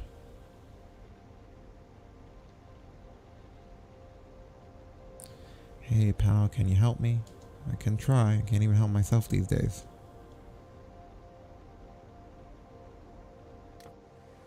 The door opens. It's Herve, a homeless man like hundreds of others in Paris. You've known each other for years, and every now and then he asks a favor of you to drive him someplace. As usual, he greets you quietly, though he always seems a little on edge. Hey, buddy, what's up, pup? He has a strange verbal tick that you've never really understood. Start the cab. Pretty cold tonight, right? His voice has a peculiar lilt to it, as if certain syllables were sung to stop him from stuttering. Hey, aren't you cold with your ass stuck to that car seat of yours? No, I'm fine. Well then enjoy, boy. I've got a place to stay in Passy. Any way you can give me a lift? Sure, of course. Great, mate. That way we stay nice and warm. In the 15 years I've been on the street, it's never been this cold, I swear. You know, some guys aren't gonna make it. Shit. That's how it goes for us, yes. A pause, his smell gradually permeating the inside of the cab. It doesn't bring back fond memories, but it doesn't bother you either. You leave the door open later to air out the cab. But you know, I'm used to it even before, sure. I don't think I've ever told you, when I was a kid, I was never cold, old, never. A weird, uneasy break. One time my mother dragged me to the Pyrenees during vacation.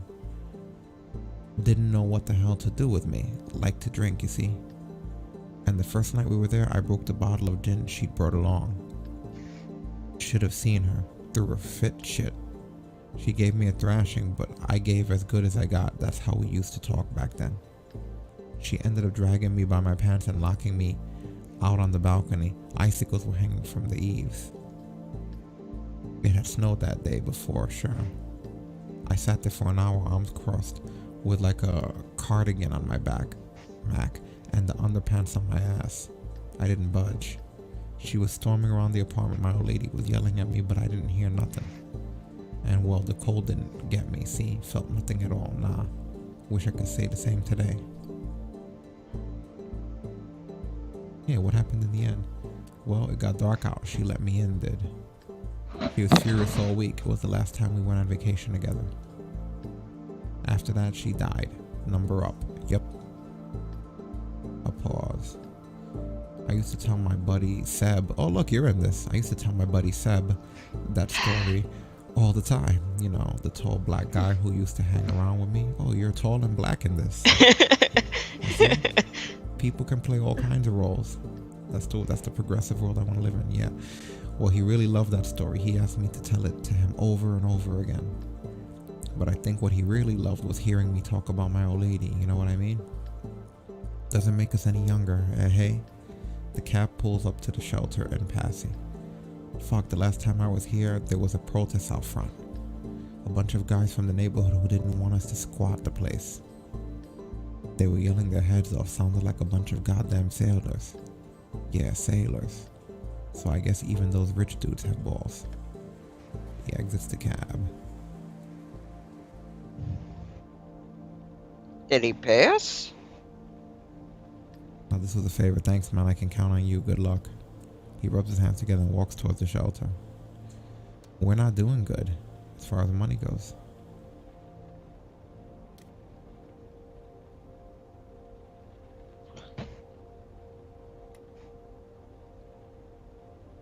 Man. But look, there's a blinking one right here. Let's just go for it. We got no choice.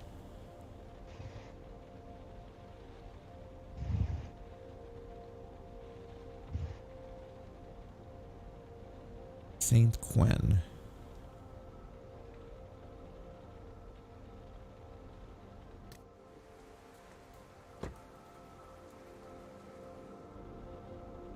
You immediately recognize the passenger who just climbed into the back seat of your cab. His face has been plastered all over the news for the last few weeks. He's a lawyer. A lawyer who's representing a terrorist. He gives you an address and you start driving. He holds your gaze in the rearview mirror like he's trying to read your mind. You drive across a virtually empty Paris. Behind you, the lawyer nervously consults his notes. Everything alright? He answers without looking up. Yes. You get the message and leave him alone. You continue driving without saying a word. The passenger mutters, why did he say that to the cops? He's not taking this seriously. Doesn't get it. Idiot. There again. He says it again. He contradicting himself or just... You glance in your mirror. The lawyer looks like a smaller version of himself. You sure everything's alright? He closes his eyes and remains silent for a while. You see him start to break. I can't take it anymore. He takes a deep breath. He loses control of his voice.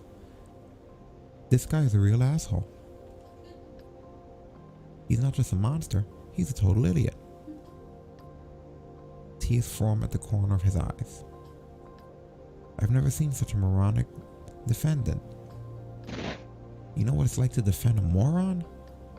You know what it's like to get only 3 hours of sleep a night so you can defend a fucking moron? Do you have any idea? He yells so loudly the windows shake.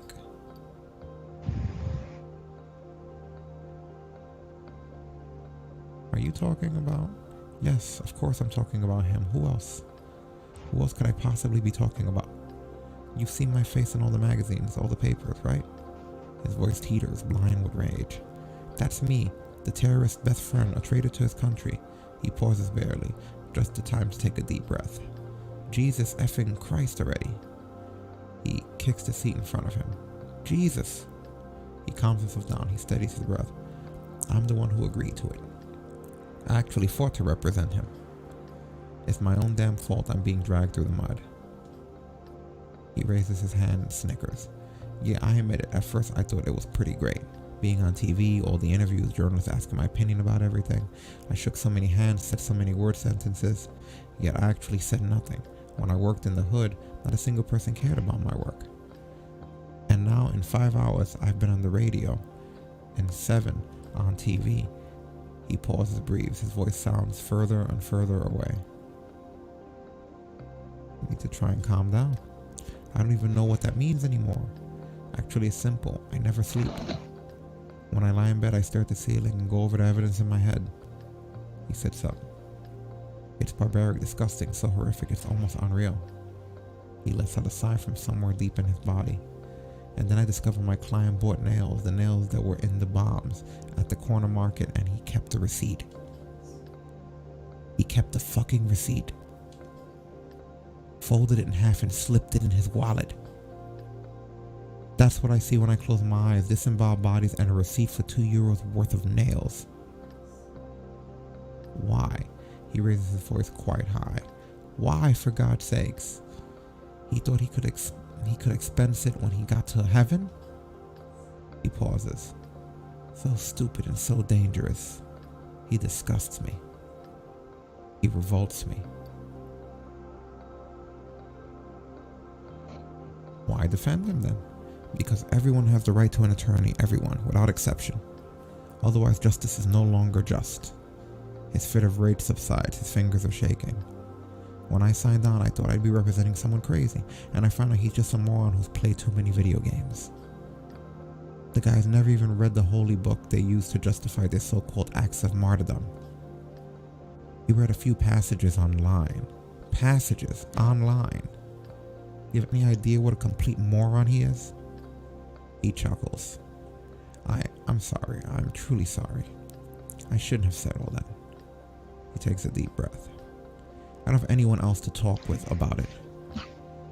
All the other lawyers avoid me like the plague. My mother can't understand why I'm doing this. She's so ashamed. She went back to Algeria. He is shaking. I get the shame. What I don't get is when people just lump things together. I'm not a terrorist. I'm not a murderer.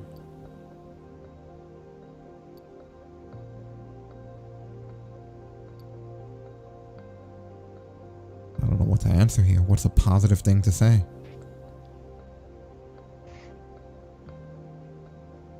I don't think there is a right answer. He's a terrorist. Yes, and that's why we need to do more to prove to all these extremists and terrorists that we're better than them. That alone keeps me going. Because let me be frank with you. His voice suddenly extremely calm. We could hang him right here, right now, and no one I'm telling you would shed a tear. He stays quiet for a moment, catches your gaze. That's why I keep doing this. He slows his breathing. For equality, our country was founded on it. These rights have been abused far too often for me to look the other way. His anger seems to be lifting. The taxi has almost reached its destination. In the backseat, the lawyer is calmer, his voice is soft. I needed to be reminded of this. This will serve as a lesson. He looks at you in the mirror and bores into you with his gaze. It's odd, isn't it? That I ran into you tonight? I mean, as if... No, forget it. You pull over, he pays his fare. Wait, don't take this the wrong way, but... He hands you another bill. Here, this is for you, for listening, for hearing what I had to say.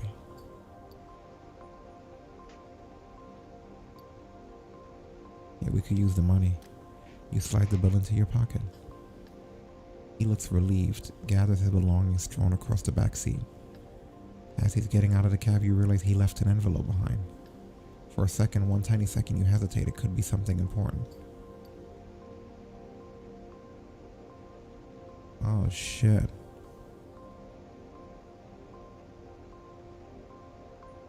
Do we want to see what's in that envelope or tell him he forgot it?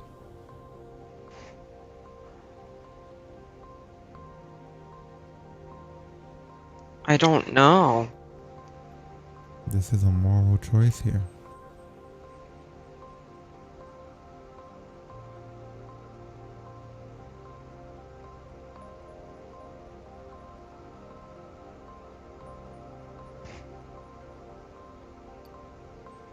I'm gonna leave the envelope there. He gets out of the taxi, walks a few steps away, and turns around to wave at you before entering the bistro. You turn on, grab the envelope your suspect left behind. Yeah, you open it when you get home tonight. You drive off.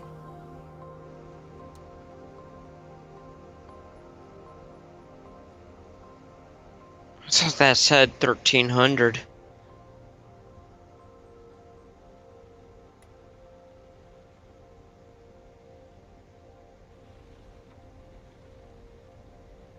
We're running out of time in the night.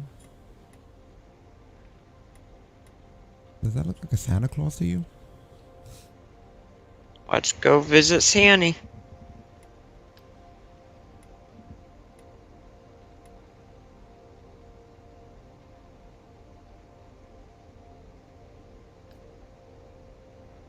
Out of nowhere, you hear a voice whispering in your ear. This is where I died. You brake hard. There is no noise in the cab, no noise outside. A silhouette appears in the back seat of the cab. Its features appear one by one as if drawn with a paintbrush. What the fuck? I'm glad we done this. So much suffering. This Ludwig, that ghost boy that the woman was telling us about. Yeah. You squint, a little boy.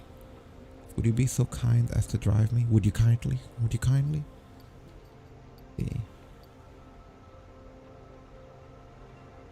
We can get out of our own cab. Nah. Kinda wanna Where? drive. Very well, let us drive then. The boy's silhouette flutters for a moment, then disappears entirely. You hold your breath. On the back seat behind you, the boy slowly reappears. You start driving. Would you be so kind as to drive around this neighborhood a bit? No specific destination? No, I'm quite sure where he lives. I'm not quite sure where he lives these days. He changes haunts frequently. He never stays in the same place for very long, but is somewhere around here. The boy points outside. Over there, the revolutionaries brought the little prince here on a cart. Over there, the crowd touched him, pushed him, made him change clothes. Over there, a woman he'd never seen before, and who frightened him, gave him something to eat. He was scared, of course, terrified. People spit insults anytime he opened his mouth. Others incited violence. His last sentence hangs in the air. Everything okay? Fine, thanks. I was thinking about his mother, but it's of no matter at all. She had face powder ordered from Australia. Her little one liked the smell, as do you. At that very instant, your nose itches. Let's no longer speak of it. He was the important one. Your desire to sneeze disappears as quickly as it had appeared. He lived in the street and suffered a great deal. He often coughed and was yelled at any time his small, frail body was shaken with a coughing fit. The woman taking care of him called him Little Louis. He barely spoke.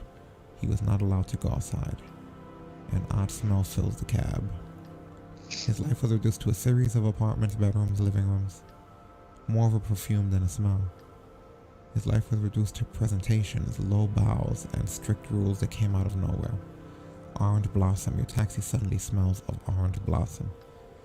His life was reduced to future promises, to when you grow up, Sen. You glance around needlessly looking for the source of the smell. I at least got to play in the dirt and the mud. It's him. The little boy with the flickering frame smells of orange blossoms. I don't pity him, but no one deserves to be punished for their brother's crimes. What did you say? You stare at the little boy. I said no one deserves to be punished for their brother's crimes. And you know exactly what I mean. He smirks. Right here. He points to a house down the street. Stop it right here. This is where Louis lives. You pull over. Louis lives here. Why the fuck should I care? That wasn't interesting. You turn around, the backseat is empty. You sneeze. All the anger you're just feeling has vanished. You avoid your own reflection in the rearview mirror. That was weird.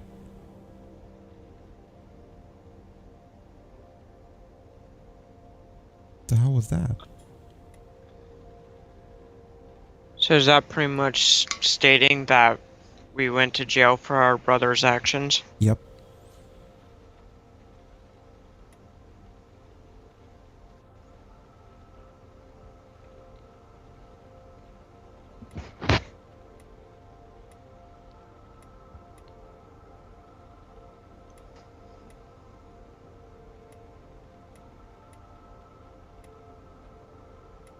And we can't go back to our place, right? On our own. I guess we just gotta keep running the clock. Yeah. Because I want to look at the clues. Alright, then we'll...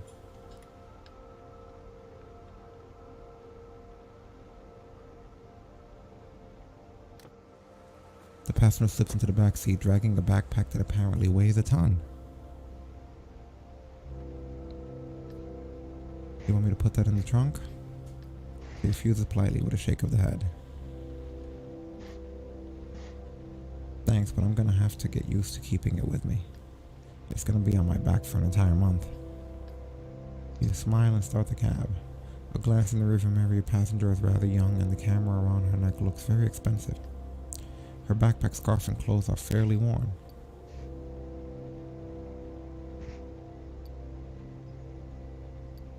Going hiking? No, not really. She seems a little embarrassed by your question. I'm on my way to Greece to join an NGO rescue vessel. An NGO? An association, that is, that helps migrants trying to make the crossing. And I'm going to do a story on them. Oh, are you a journalist? She smiles, the first since you set off. Yes, a photojournalist.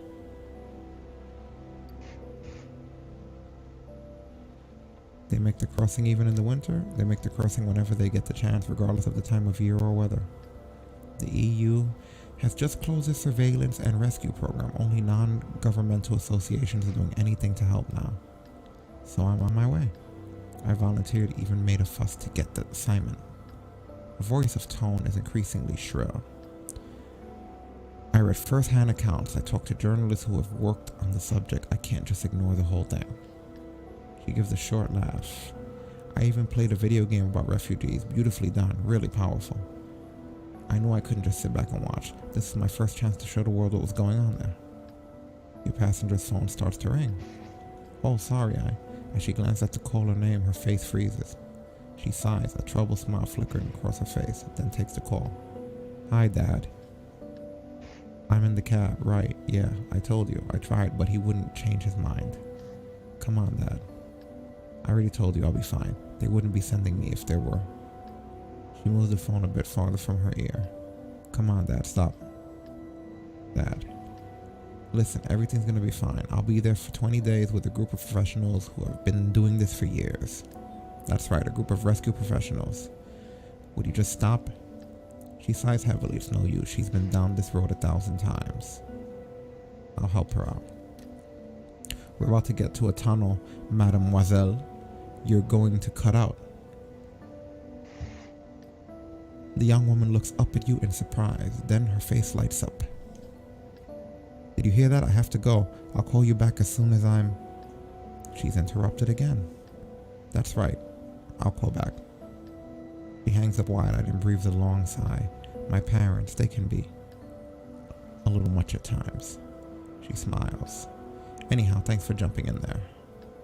You can sense the tension, the wave of frustration and anxiety welling up inside of her. Her unhappiness and anxiety are palpable. She closes her eyes, collecting her thoughts, trying to dispel the negative emotions. If only I had a little time. Anything I can do to help? No, thank you. I'll be fine. You already got me out of that never-ending conversation. I was just thinking that I'd like to be able to do a little yoga. It really helps me relax. It's an amazing way to unwind, to calm down and release tension. There must be a yoga room somewhere in the airport.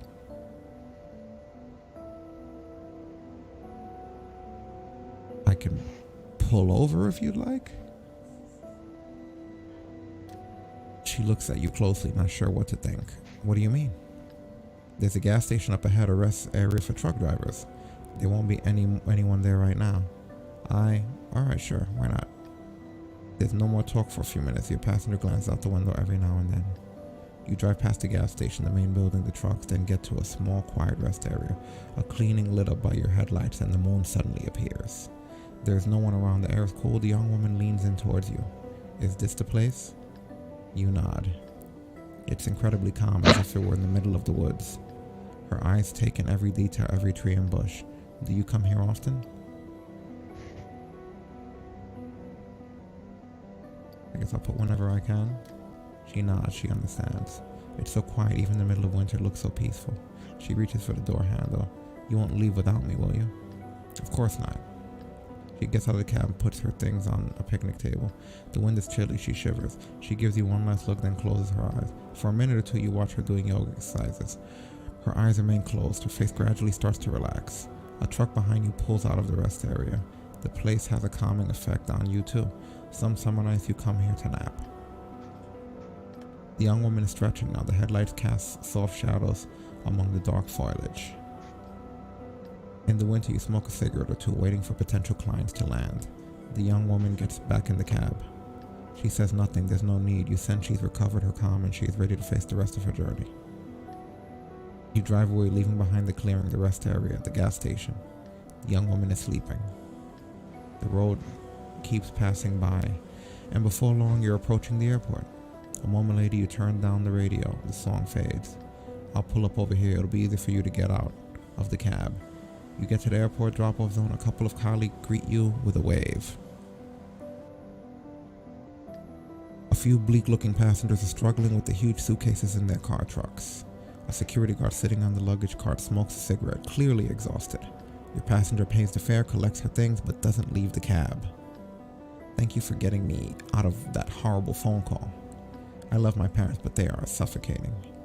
It could have gone on for hours. So thank you. I have to go now. I have the feeling that my parents are going to call again. Might as well go in where it's warm and I'm not a disturbance.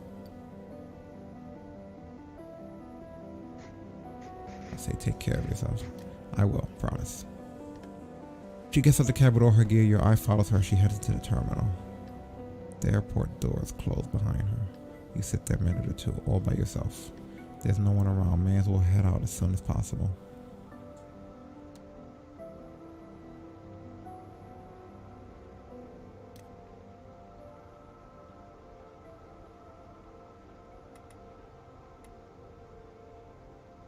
Oh, we are out of time for night 3.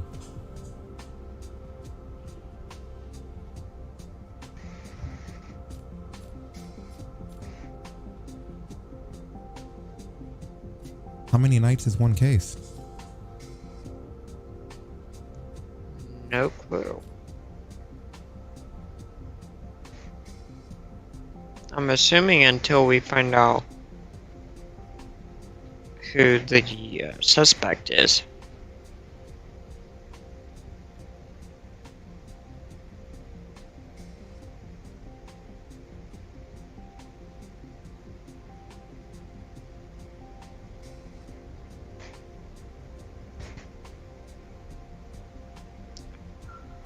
She didn't appreciate my icebreaker. I don't remember what my icebreaker was.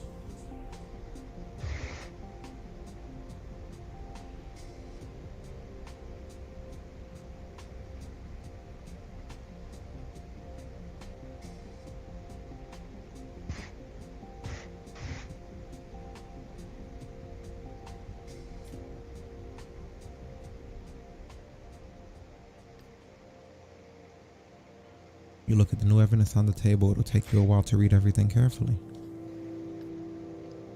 Your neighbor flushes the toilet. Out of the corner of your eye, you can see the pipe shake. It's time to get moving on your investigation.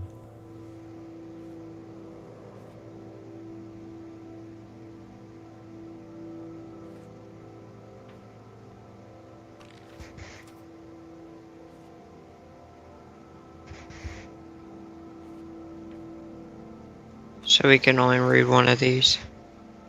That's it.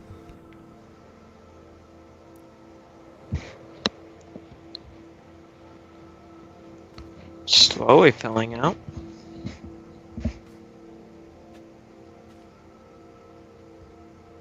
I'd like to put the extra shit across the bottom though.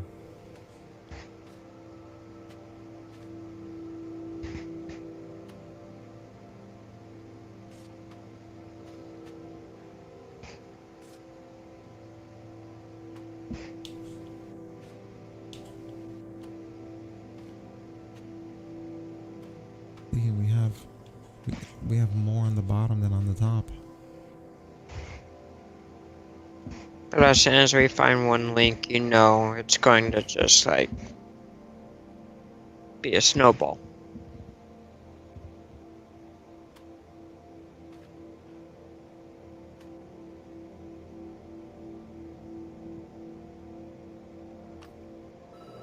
The phone rings and you jump. You're not used to hearing it. No one ever calls you. It must be Bassett. We pick it up. Bassett sounds irritated. You there? Yeah. Listen, it's... She pauses. You suddenly hear a ruckus in the background. Probably noise at the station. Bassett raises her voice. Anyone got the time? Hey guys, anyone? Fuck, they're all Neanderthals here. Listen, it's early and I'm wiped out. So are you, I bet. Let's get straight to the point. What do you have for me? In a calm and methodical voice, you start giving her the evidence you collected. You start with the first suspect, their connection to the victims, the rumors, then the second suspect, and so on. A few minutes in, she lets out a whistle. Not bad at all. Seriously, you should come give a lesson to the zombies I work with. Alongside. I have some good news for you. We checked the alibi of one of the suspects I gave you. And you listen to her. You turn to the board and pull down the suspect she's referring to. So it's gotta be someone else. She snickers. You know how lucky you are? I'm doing your job for you, pal. Okay, enough chit chat. I gotta run. I'll call you in 2-3 days, okay? Okay. I'll call you in 2-3 days and you better have what I need to make a proper arrest. The DA has fangs. We're pretty sure he's going to turn into a werewolf at some point. She babbles on for a while. Her voice becomes softer, but just as sarcastic. That would explain his terrible breath. Okay, I'm out. She hangs out. You hold the handset to your ear for a while. You have just one thing in mind, sleeping. And forgetting it all. Oh, so this person gets eliminated.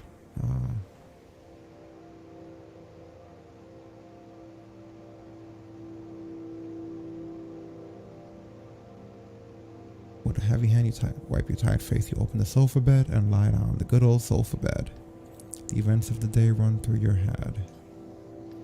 The streets, the passengers, their faces, their problems.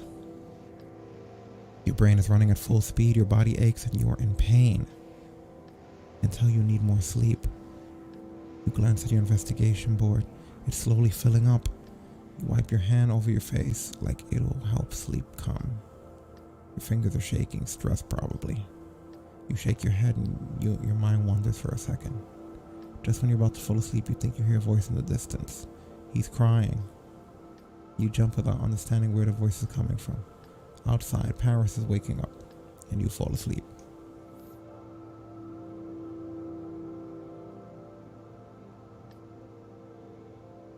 You open one eye, because that's how you always wake up, one eye at a time.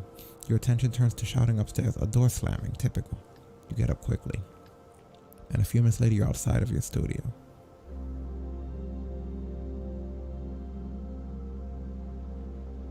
Wow. And the suspects continue.